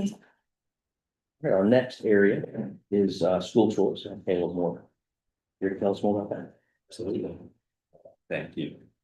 All right, good morning. My name is Caleb Moore. I'm Deputy Chief of Staff for the Office of School Choice. Appreciate you giving me the time this morning to kind of go over a little bit about our educational choice authority here at LTOE. So what we'll do is kind of give a general overview of educational choice, our values around that, and then go through our choice options that are in our office. After that, we'll really focus in on discussion questions to try to give some targeted responses to ways that we can continue to engage families. So school choice can improve education quality through competition and innovation. We know that this leads to better educational outcomes for families. They're granted that flexibility to choose the schools that best meet their child's needs. And we have seen increased parental satisfaction based on survey information from our choice programs here. So in educational choice, we know that parents are the child's first and foremost educator, their teacher in their life, and are in control of their child's education. Families should have the freedom to choose the educational setting that best fits their child's individual needs. And we're committed to school choice options that include high quality traditional public schools, public charter schools, non-public schools that are state approved, and home study programs that may or may not be state approved. So we really believe that zip code should be a determining factor in a child's educational experience and their ability to be successful in their education. So our first option here are charter schools. Charter schools are innovative, independent public schools that students may choose to attend. These schools, in exchange for their operational autonomy, they do have areas, so their autonomy is in areas such as curriculum, staffing, budgeting, decision-making. All charter schools in Louisiana are held accountable through meeting the student achievement goals, organizational and financial metrics that we measure here at the department. And these charter schools are authorized, depending on their type, which we'll go over here in just a second, by either local education agencies, so school districts, or BESI. BESI can also authorize charter schools in the state of Louisiana. So we have 6 charter school types. Type 1 are, of course, those new charter schools that are authorized by their local school district. They report to their local school district, and that school district is in charge of the authorization process and any accountability metrics for those schools. Type 2, these are authorized at the state level by BESI. These are new or conversion schools. So this could be a new school that was denied by its local agency that is now appealing that decision to BESI. I'll also point out for public-private partnerships, this is where we can have corporate partner charter schools. So for example, we have some that in the healthcare industry, a healthcare organization may put up land or substantial investment in that school. And in exchange for that, they can get a certain allotment of seats in the school, but it helps bring a new charter school into the state. So we'll move to type 3 now. Those are conversion schools that were authorized, converting a traditional public school into a charter school authorized by that local school district. 3B, these are former type 5 charter schools that are authorized for the recovery school district. Those are, when they're returned back to their local school district, they become a type 3B. Type 4, these are newer conversions that the local school board and BESI have authorized. There's very few of these. And then type 5, of course, are recovery school district schools, and those are authorized at the BESI level. So other school choice options here. First, you may have heard a lot about this one recently. This is our newest, the Louisiana Gator Scholarship Program. So this provides what are called educational scholarship accounts to students in Louisiana. So essentially what this does is based on a percentage of the MFP and different attributes of the students. It takes an amount of money and puts it in an account for that child to spend on approved educational expenses, which can be tuition at non-public schools, courses through public schools, or various approved service providers that could include things like uniforms, curriculum materials, special education services, and things of that nature. This replaced the Louisiana Scholarship Program. So that program has now sunset. Those students receive first priority and are now the students that are going to be, first in the Louisiana Gator program. We also have the school choice program for certain students with exceptionalities. This provides 50% of the state per pupil funding for students with certain exceptionalities to attend non-public schools of their choice. Students wishing to attend, they have to be from a parish with 190,000 or more population to be eligible for this program, and the list is on our website.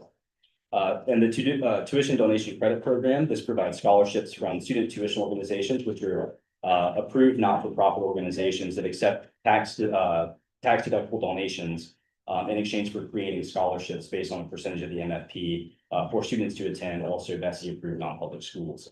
There is a new one that we'll have more information on our website as it comes to us from the federal level. The ECCA is a federal tax credit program, so states are able to opt into that. So that may be something that goes into our educational choice ecosystem here within the next year. Continuing, we have BESI approved non-public schools. So graduates from these BESI approved non-public schools, they apply to the state, they get approval through Brumfield versus Dodd, things like that. And then that gives their graduates the ability to be eligible for TOPS. There is a state review process for these schools. They can be accredited, or if they're not accredited, there's a certain list of things that the state will make sure that they meet before recommending for approval. We have non-public schools not seeking state approval. These have met criteria established by the department. They've not met the criteria for approval, or they do not wish to seek state approval. And then finally, we have our BESI approved home study programs, which allow parents, giving them the primary responsibility to choose the method, the curriculum in which they teach their children. And they determine their child's grade placement, and they can submit initial and renewal home study applications to the LDOE on a yearly basis for approval. So I want to give method to contact our office here. We try to be as responsive and engaging as possible. So charter schools, those can be reached there. The LA Gator Scholarship Program, you'll see the first one is at withodyssey.com. Odyssey is the program administrator that's contracted to run that program. They're generally a great first line to go to. They have great response times. They're generally able to help with questions on that program. But then for the remainder of these programs, these are all within our office to respond to and engage. Yes. Hi, Public. For the LA Gator Scholarship Program, is Odyssey, are there any ideas or thoughts to have create a LA Gator like pilot school? Potentially where certain students would go to this school using that particular funding. I know that it wasn't passed for all of the amount of funding to go through, but a specific amount. Would it potentially be used, could it potentially be used through having like a LA Gator school? Nothing like that that I'm aware of right now is in existence. We have had schools that were almost all enrolled for the Louisiana Scholarship Program. And with those students moving in first to the Louisiana Gator Program, we can anticipate that there will be schools already that have very high population of LA Gator students.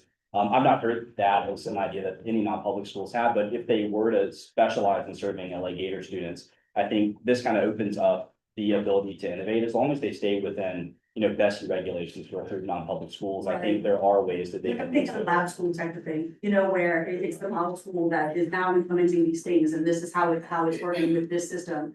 And I think there's some potential there, and that would be a really good bridge for the private and the public piece there. My second question was, can students get multiple scholarships? Can they get the LA Gator Scholarship as well as the school choice program scholarship for students with exceptionalities?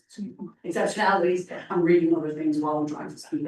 And the tuition donation credit program, or can they I guess essentially double dipping these, or I wouldn't maybe necessarily call it double dipping, but get different funding sources. Absolutely. So there are certain restrictions. Some of them are able to stack, some of them are not. So there was, I believe it's Act 403, Senate Bill 27 from this past legislative session that did allow program stackability with the tuition donation tax credit program. Of course, there are different restrictions to the programs on expense eligibility. So of course, that program can only pay tuition and fees up to either 80% or 90% of state MFP or the tuition of the school, whichever is lower. However, that is stackable with the Louisiana Gator program, which has a bit more flexibility in what the expenses can be. It's also stackable with the school choice program for students with certain exceptionalities. So of course, this is a new law. So we're still really working through the details of how they will stack with each other. We're actively engaging the providers, the student tuition organizations. We actually had a conversation with them yesterday about what this will end up looking like, but they are able to stack these. So there are some that cannot. The school choice program for students with exceptionalities can't stack with LA Gator, but the tax credit program can stack with Gator, and it can stack with the school choice program for students with certain exceptionalities. And we'll put out. Is that written somewhere? It's written in, there, we'll put a resource on the website. We're actually working through the chart now. About the different levels of funding, things like that, what the expenses are, and which can stack with others. So we're working on that. We'll have that on our school choice topic page as soon as we have it. I was actually gonna give kudos to the chart that y'all currently have. Y'all have a comparison chart for the different programs, but I was just gonna note that it may need some revision. Absolutely, thank you. Caleb, so with the funding that we ended up with, is it true that there's the kids that already were on scholarship are gonna probably continue? And is it pretty true that only about 800 other children are gonna get funding? I mean, realistically, we need to let people know. I mean, I feel like people are thinking that things are gonna happen, they're not gonna happen right now, you know? Absolutely. And I just am a person that likes to lay it all out there. So is that basically true right now? Absolutely. So as soon as we got the funding information, we went ahead and started making those calculations and determinations. We had Odyssey run the priority engine to make sure we were correct, and we have notified families at this point about funding status. So we were able to, with the funding allocated, cover all of those students who wish to return, which was, I believe, over 95% of the scholarship program students chose to return to the program for the next year. And then after that number, we were able to fund between 700 and 800. I think close to the 700 number, but between that range for additional. And you started with the low income families. I mean, where did you pull those 700 to 800 kids? So they moved from phase 1 priority 2, which includes the everyone in that priority had to be 250% below the poverty guideline. Yeah, okay, that's what I thought. Yeah. So it's a start, but you know, I just hate it when people think, you know, everybody's gonna get to go where they want to go. It's not happening, you know, and I think, you know, the way we kind of what's the word I'm trying to say, the way we not spun it, but you know, kind of put it out there, we sort of got expectations that really we couldn't meet, you know. And of course, we didn't know what the money was going to look like, but it's going to be a slower process than you know, what some people think. Absolutely. Absolutely. I believe there was about 39,000 applications total, 34,400 around about eligible for the program based on the eligibility for the statute. And what Representative Emerson said, like, to that point, that chart and that communication piece is essential. So the messaging is clear, that, you know, we don't have parents going in, I can take my child out and Yeah. to such and such a school, just to have it there and so it can be explained, and that, you know, any frustrations can just be eliminated where that's concerned, because because it's in black and white. That's right. So just to confirm, all of the slots for the coming school year have been distributed. All parents are informed. And the 700 or 800 that got slots, they've confirmed they're taking the slot. So they've not yet confirmed whether or not Okay. they're going to take the slots. Their next step, which I think launches this coming Monday, Okay. will be the opt-in or opt-out of funding. So families will then have time to go and say, yes, I do want this. I acknowledge that I've been accepted.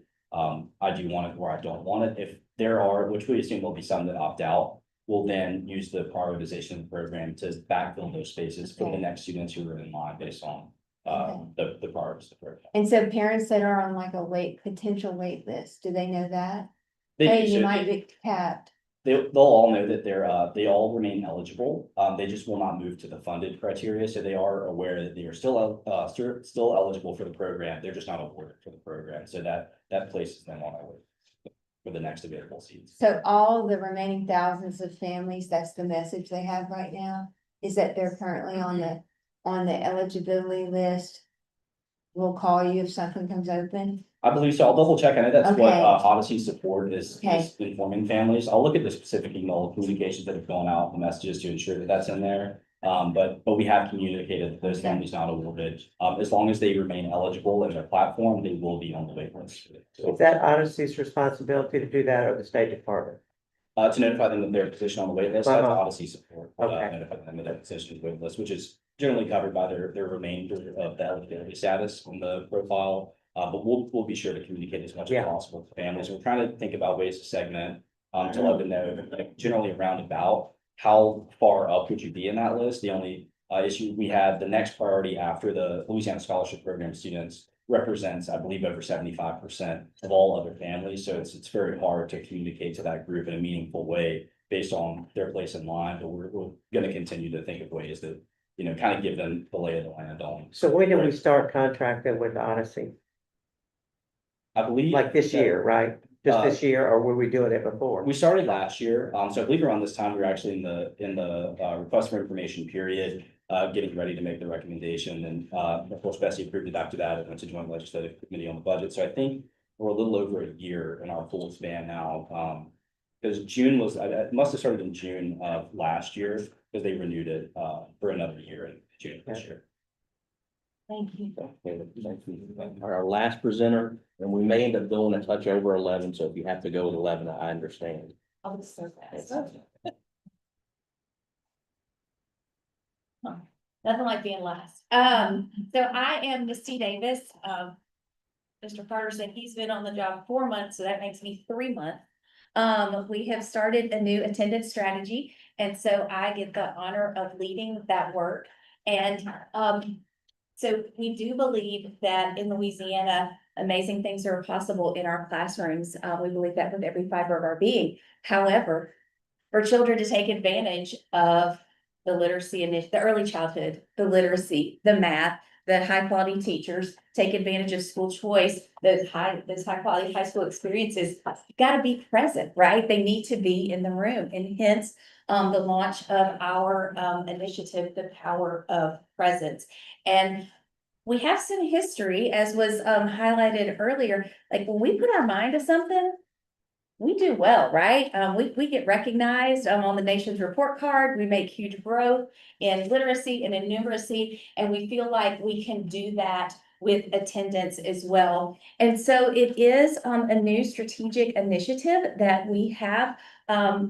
Kind of our official launch was at Teacher Leader Summit. We had an attendance summit within the Teacher Leader Summit where we brought together judicial leaders, educators, a lot of the important people to the table. But we are taking this approach of, okay, and this is maybe the first job I've ever been in. This is my 26th year in education, where when I tell people I'm leading this work on attendance, no one has looked at me and said, well, that doesn't matter. Yeah, that's right. Everyone's like, Everybody yes. knows it. And look, I have tried to convince some people of things over the years in education where they're like, Misty, do I really have to use phenomenon in science instruction? I'm like, yes, you do. But this is one, it's really cool because everybody's like, yes, children need to be in school. Okay, that's great. We all believe that. But what are we going to do about it? And enter the power of presence. So we have thus far, it's a work in progress, but we have launched a new website.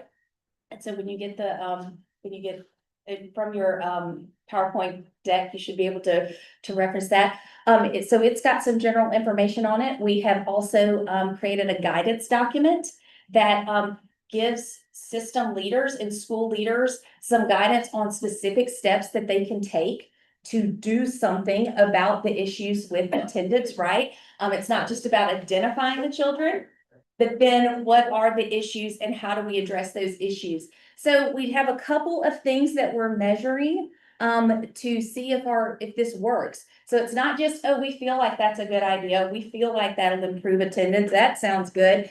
We've got two things that we're measuring in real time, and those two things are chronic absenteeism and truancy. And so, I've learned a lot about these two things over the last several months, but chronic absenteeism is students that miss 10% or more of school days if they've been enrolled at least 10 days. It includes all absences. So excused, unexcused, suspension, if a child is not in school, it goes into their chronic absenteeism number. And so if it's the 20th day of school and a child's missed 2 or more days, at that moment, they're chronically absent. Okay, doesn't mean they can't get off that list, but it does mean, hey, let's make sure that they have the supports that they need to be present in school regularly. So we don't have to wait until the end of the school year to go, well, yep, they missed 18 days. They fit the bill. We can identify these things early and start trying to figure out some solutions. Truancy is 5 or more unexcused absences or tardies in a single semester. That's a little bit different definition, focuses just on those unexcused absences. And when a child becomes truant, that initiates some engagement with our judicial system, the FIN system, task, those types of resources. But again, the idea is, how do we overcome what may be causing the absentee to help children get back into school? So we are taking an approach of thinking about prevention, intervention, and partnerships, which partnerships are part of today's discussion, right? And so here are some of the things that we're trying to do. I've already spoke to that, providing clear guidance that builds a coherent understanding. As I've gone around the state in my beginnings of this role, we didn't all have the same understanding of what some of these terms meant and what some of these expectations are. That truancy thing, that's not Misty Davis's idea. That's actually in statute. It's addressed in policy. So it's 5 unexcused absences, even if you know that child's grandmother. It still starts a step that has to be taken. But just because a step has to be taken, that doesn't mean that we're calling someone into court for 5 unexcused absences. We're saying, hey, 5 unexcused absences. Is there any support that we can provide to maybe help with those things and, get and put things together to help kids get back into school, but making sure that school and system leaders understand, that parents understand, that students understand what are attendance expectations and why is it important. And then also we're having conversations with the judicial side of this conversation because they play unfortunately, we'll just say they play a role in this, right? Hello, friends. And they play a role in this. And so making sure that we're speaking the same language and that we understand what happens on the judicial side and that the judicial side understands what we're doing as educators to address attendance. We're also offering a differentiated and tiered support. If I had more time, I would love to tell you about our tiered system, and I'd be glad to share that with you if you want to talk about it some more. But we have tiered our school systems based on our most current data into 3 different tiers of support. And so we've already been working with our comprehensive support systems. We have started our conversations and initial meetings with our intermediate support systems, had really great feedback thus far. We're excited about those conversations. And then we've got universal support that's available to everyone. This third bullet is really important. We are, our team is boots on the ground, field based. We are in the field. As a matter of fact, we are visiting, there's 3 of us on the team, and we are visiting 7 different systems next week. I was just looking at our calendar to see where all we would be. It's been in 4 different systems this week. But getting out, sitting alongside system and school leaders and saying, hey, what are the barriers to attendance for your children and for your families? And then pairing interventions and support pieces that match those barriers. Then promoting meaningful partnerships between schools, systems, community agencies, private organizations. Again, everybody's like, yeah, kids need to be in school. And they're like, we'd love to help. Well, if we don't give them meaningful and specific ways to do that, then it's just like, hey, call me if you need anything, you know? And so how are we reaching out to create those meaningful partnerships that address specific needs in specific places? Well, can I ask a question? How are you? Have you decided that yet?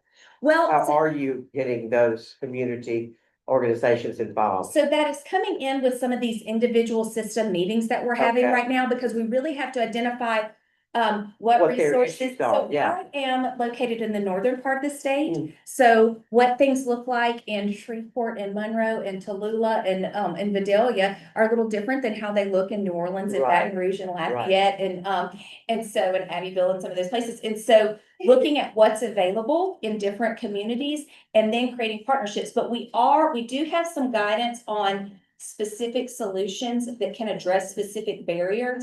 So it's like, I'll give you an example. School uniforms. A child's not coming because they don't have uniforms that fit. But that one, I can get community people behind a uniform closet, right? Transportation, how can we think creatively about transportation and what resources? And some of our larger places have some public transport systems. What could that look and sound like? So we've got some beginnings is what I'll say is where we are, but I think we've got some promising starts. Good. So thinking about families, because it's been said several times today, right? When schools and families work together in really meaningful ways, amazing things can happen for children. And so here's some things that we're promoting to do for engaging families. One is communicating the importance of attendance. I'm gonna give a shout out to Sabine Parish because just yesterday they made a social media post saying, hey, we're getting ready for the school year and attendance matters. They did say our presence. I just gotta put it out there. But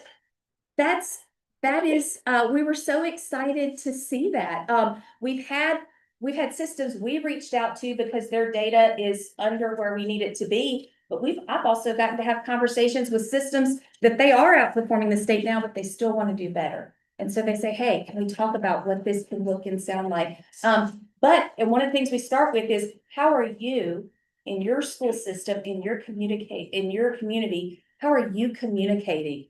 Attendance matters. We miss you when you're not here. And here's why we'd like to see you in the building. Starts with being nice to children as well as providing meaningful and relevant instruction. Does families feel like it really matters? But communicating why that's a big deal. Clearly defining expectations and elements of effective attendance support. What does that look like? What does that sound like specifically? What can we do? Recognize and celebrate positive attendance. And let me just say, while I will never begrudge perfect attendance because that's amazing, but how are we recognizing improved attendance? How are we recognizing a child that's been chronically absent for 3 years in a row and they made it to December, or heck, they made it to October with 1.5 days absence, right? Like amazing. So recognizing and celebrating that's another place for community partners to come in, provide some incentives, right? And incentives don't have to be hard. They don't have to be complicated. And then improving communications between homes and schools. So one of the things that comes out is when we send that letter home, because there's some required things. At 3 unexcused absences, we have to communicate. At 5 unexcused absences, we have to communicate. But one thing this is simple, when you communicate with that parent, actually listing every day that the child's been absent, because research shows us that parents generally, not on purpose, they mentally underestimate how much time a child has missed. And so putting it out there and going, oh, Forgot about that, yeah. when we went, I'll just put it out there, we went to that baseball tournament. You know, but then you go to 2 or 3 baseball tournaments. I know, Barry, don't be looking at me like that, but you know, so how are we communicating that this matters and that this is important? So I could go on and on, but I will open it up for group discussion. Yes. Is there a resource like a one pager that, community events right now are giving out backpacks and school supplies and whatnot? Is there a one pager that we could offer, to be given with these backpacks that has information in it for the state level? So we do not have a state level attendance one pager that's geared towards parents like that. And so that is, we could add in improving parental communications and the guidance we give on that. So I love that idea. Yeah, that's, okay, you're saying, you read that also, thank you. But I love that. And we will have more, we've got some things on our website now, but we will have more resources like that. So thank you for that. That thought. I have a question. Yes. And I thought I could pull it up really quickly. There was discussion in this legislative session about mental health absences. Can you tell me that that's or do we know? I didn't hear the question, I'm sorry. The law that was up this session about mental health absences for students. Can't remember if it. My Mental question health was, absences? yes, my question was gonna be how are we addressing it in the truancy discussion? So I don't know of a bill that was specific to mental health absences. It was for educators and students, but I don't know where it ended up. What is it? Yeah, Daniel looked it up. Oh, it was in 24. Oh, okay, it was in 24. Yeah. Okay, so when we've got, so school districts have some autonomy on, how they classify excused and unexcused absences. And so now obviously if there's a healthcare providers providing the information, then we can get into, medical excused absences. But that is a piece that, if it's, I think what you're speaking to is they may not have, an in the moment, medical letter to go or doctor's note to go with that. But if there's an awareness or on the record of some of those things, what excuse could look like. And so that would fall into, some district autonomy on how they accept those things. But we are working on, as a matter of fact, I've got a meeting with J Campus next week, which is one of our largest student information system providers. And we're thinking about what are some code attendance code guidance that can help us with how things can be categorized in an appropriate way. Because we do recognize that there are different types of health excuses that need to be considered. I have a question about absenteeism. Yes. When you're dealing with students that have special needs and disabilities, that's not gonna be a negative. And I see that y'all are lumping that together, and that's exactly what you're addressing now. We wouldn't want our families that have children that are, disabled and chronically ill to feel like they're being pressured, in some fashion. So And ill received by the school system because of that. thank you. That's a really amazing point. And so our goal here is how are we helping children get the education that they need and get the resources that they need. And so when we have extenuating circumstances, there are ways that things can be coded where they homebound, but that where they kind of come out as being counted on that daily attendance list because of an extenuating circumstance. But then how are we meeting their educational needs if they're available to engage with those things? So the idea behind this is not to shame or bully anyone that's got an extenuating circumstance. But there's a lot of children missing school for other reasons. And so how do we promote the importance of being there when you can be and when you're able, and why that matters? Is that Sure? Okay, thank you. Sure, yeah. Just a thought, it's kind of themed off of the comments.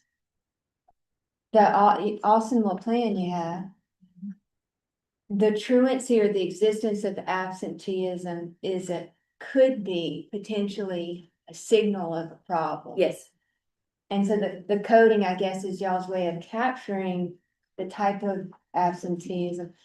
But the problem itself can surface up a need that exists in the school, and the United Way in Northeast Louisiana and Monroe recently spent the last 6 months working closely with rural schools in some of the impoverished areas of the state.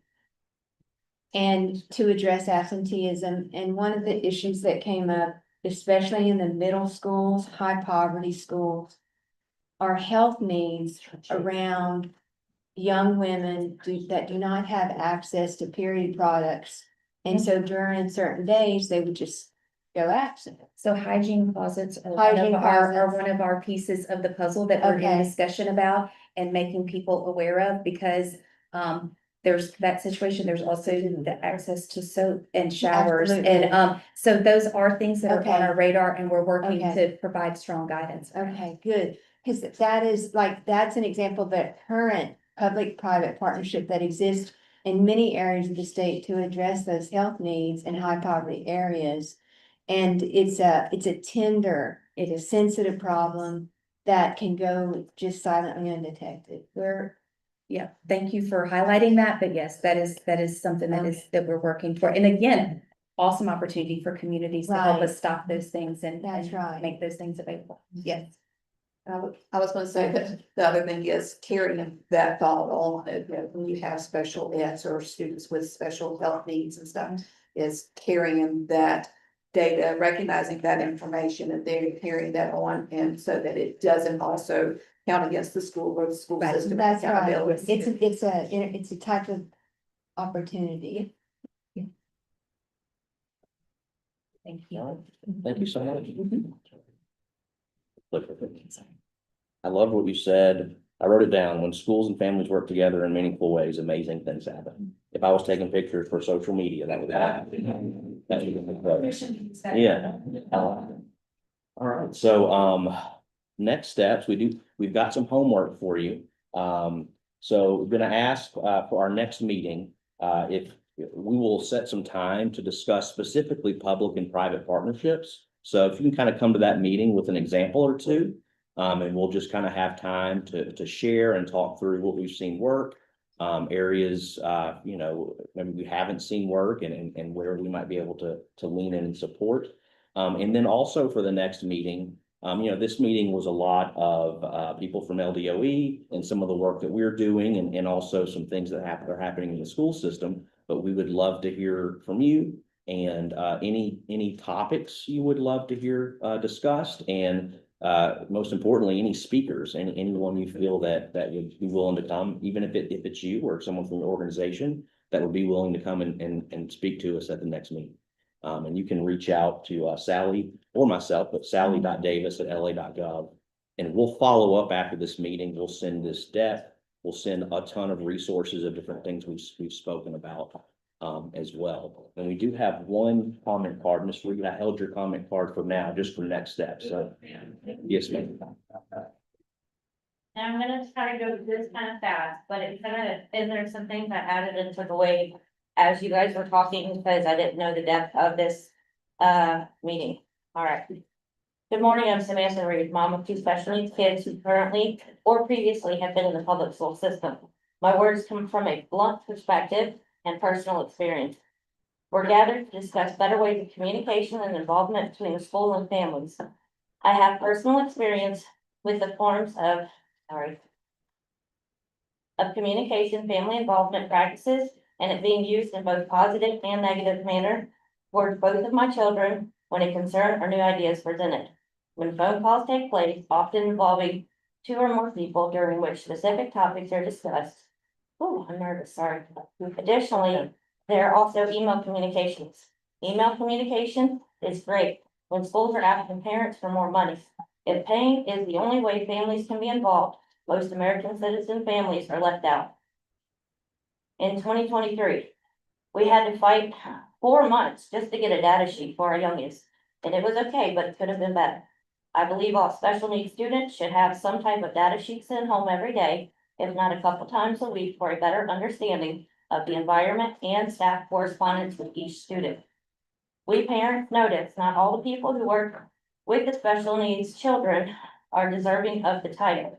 Respectfully, not physically fit enough for their job duties either. If they go to fall, they're not fast enough to catch them, nor mentally stable enough. Great example would be that recent case of Patrick Green. I asked for better psych and behavioral evals for teachers.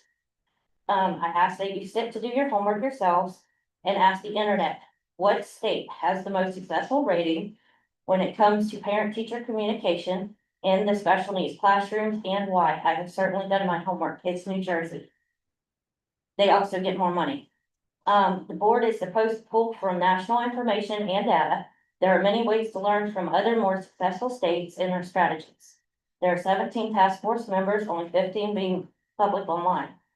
While the board members' titles seem strong overall, I hope the team as a whole can support any gaps in personal communication that may arise within a particular member, as I have personally experienced, especially given the importance of this cause. I believe progress reports lack meaningful details on IEP goal progress. To improve transparency, including raw data and service logs so parents can clearly see both progress and areas of struggle. Simply stating sufficient or insufficient progress is way too vague. For most parents, leaving an IEP meeting leaves more questions than answers. In what ways can you help us parents have a better understanding of the IEP as a whole? Family involvement really is getting to a personal level with each family, and I know the influx of new residents makes for overcrowding and harder times to individually get to know families, especially to learn and care enough the way we care for our children at home.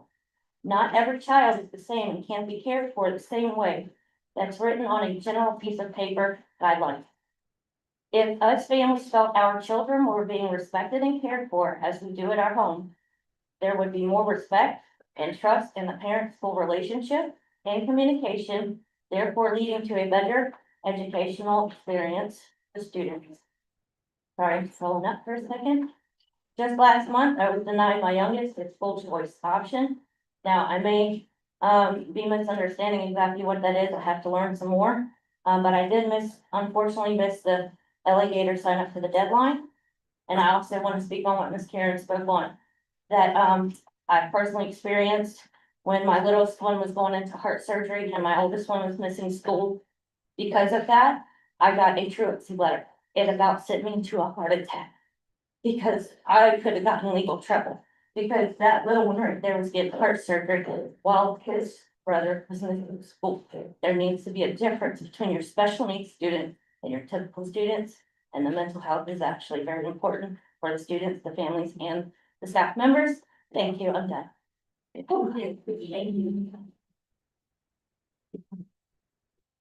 thank you for your comments. I think it's very important that you're here and that we see, that's where everything's happening is in the classroom.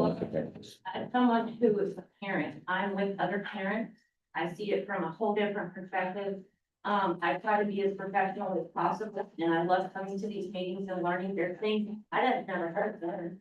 There's a lot of things you guys are speaking on that I've never heard of. The school's never informed me. Some of it's new, but yeah, maybe, I don't know. I wish there was a way I could help you, like, figure out a way from a parent perspective to help us learn, what y'all are teaching here.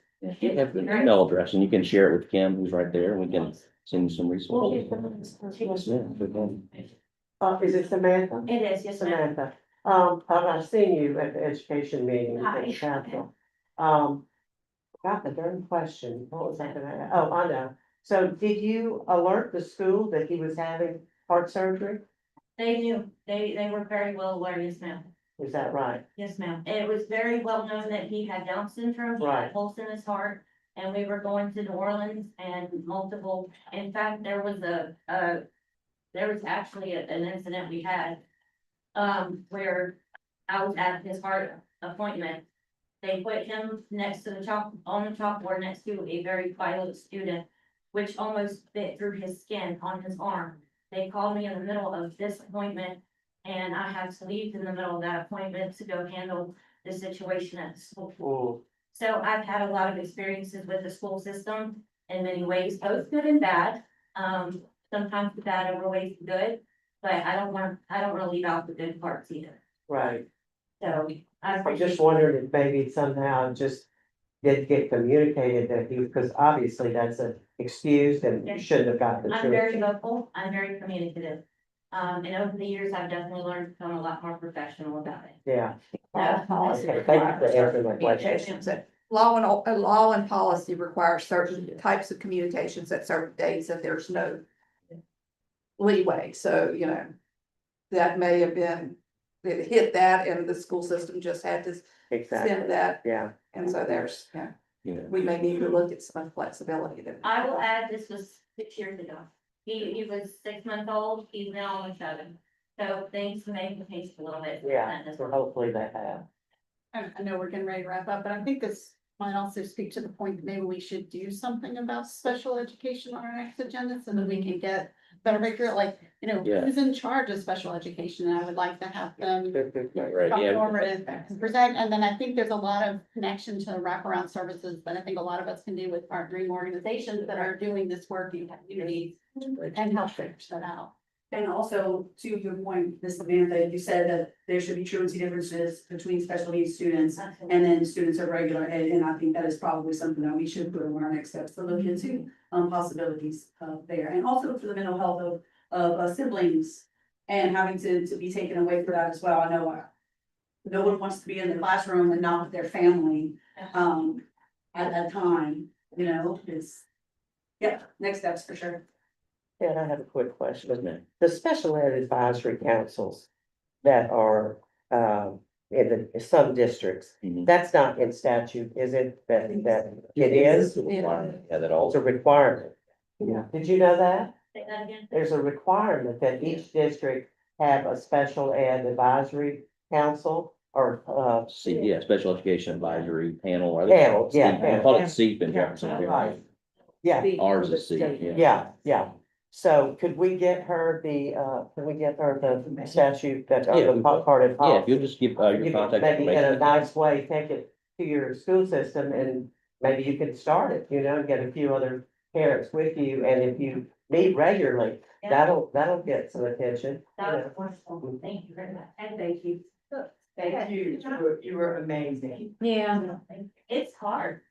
It's really hard to stand up there in front of all of you. Oh, no. And share the experiences that we have with our families. And I'm not speaking for us, I'm speaking for all the parents who are unable to speak up for themselves and their families. So I feel strong doing this while I'm nervous.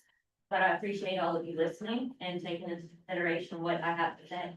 Well, you did a magnificent job. Thank you. And what you're saying is very important. I Really is. appreciate that a lot. Thank you. Oh. Thank you.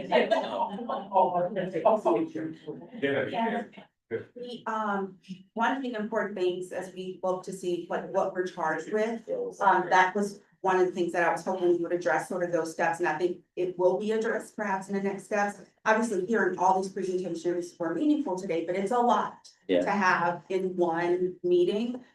So my final thoughts to put as we think about moving forward, what's the plan? How are we going to go about meeting the criteria of identifying research and making those recommendations and exploring additional needs in order to submit that report? Because that time comes by really quickly. Yeah. In doing so, I do have the privilege of chairing the Literacy Commission and sitting on the Special Education Advisory Panel. So that time goes by really quickly. And so having some sort of plan in place to do that will be really helpful. Yeah. And then leaving sort of on our minds, all of these areas are addressing family engagement in some way. How are we pulling all of those things together to have it in one centralized location so that families can access it through that one stop shop? We've done it in school choice programs across the state where it's like the one app system. We've got to think conceptually about that. How do we pull together all of these ideas? And so maybe that's another discussion point, or maybe we roll that into the recommendation. At some point, the department did have a family engagement office. Yeah. And that's where Be Engaged came from, but that's no longer here. So how do we provide that in one centralized location? Yeah, I think that's a good point. And even as we look at like our next meetings, one thing I was gonna bring up, do we think we can do that and do what we need to do in 2 meetings? You know, kind of what I had thought to taking from this meeting was synthesizing some of the information we've been presented, but then also some of the comments that have been made to kind of present those to the group at the next meeting to look through and see, okay, are some of these recommendations that we want to make for this final task force? And then, you know, off of that, say, okay, how much more often do we need to meet?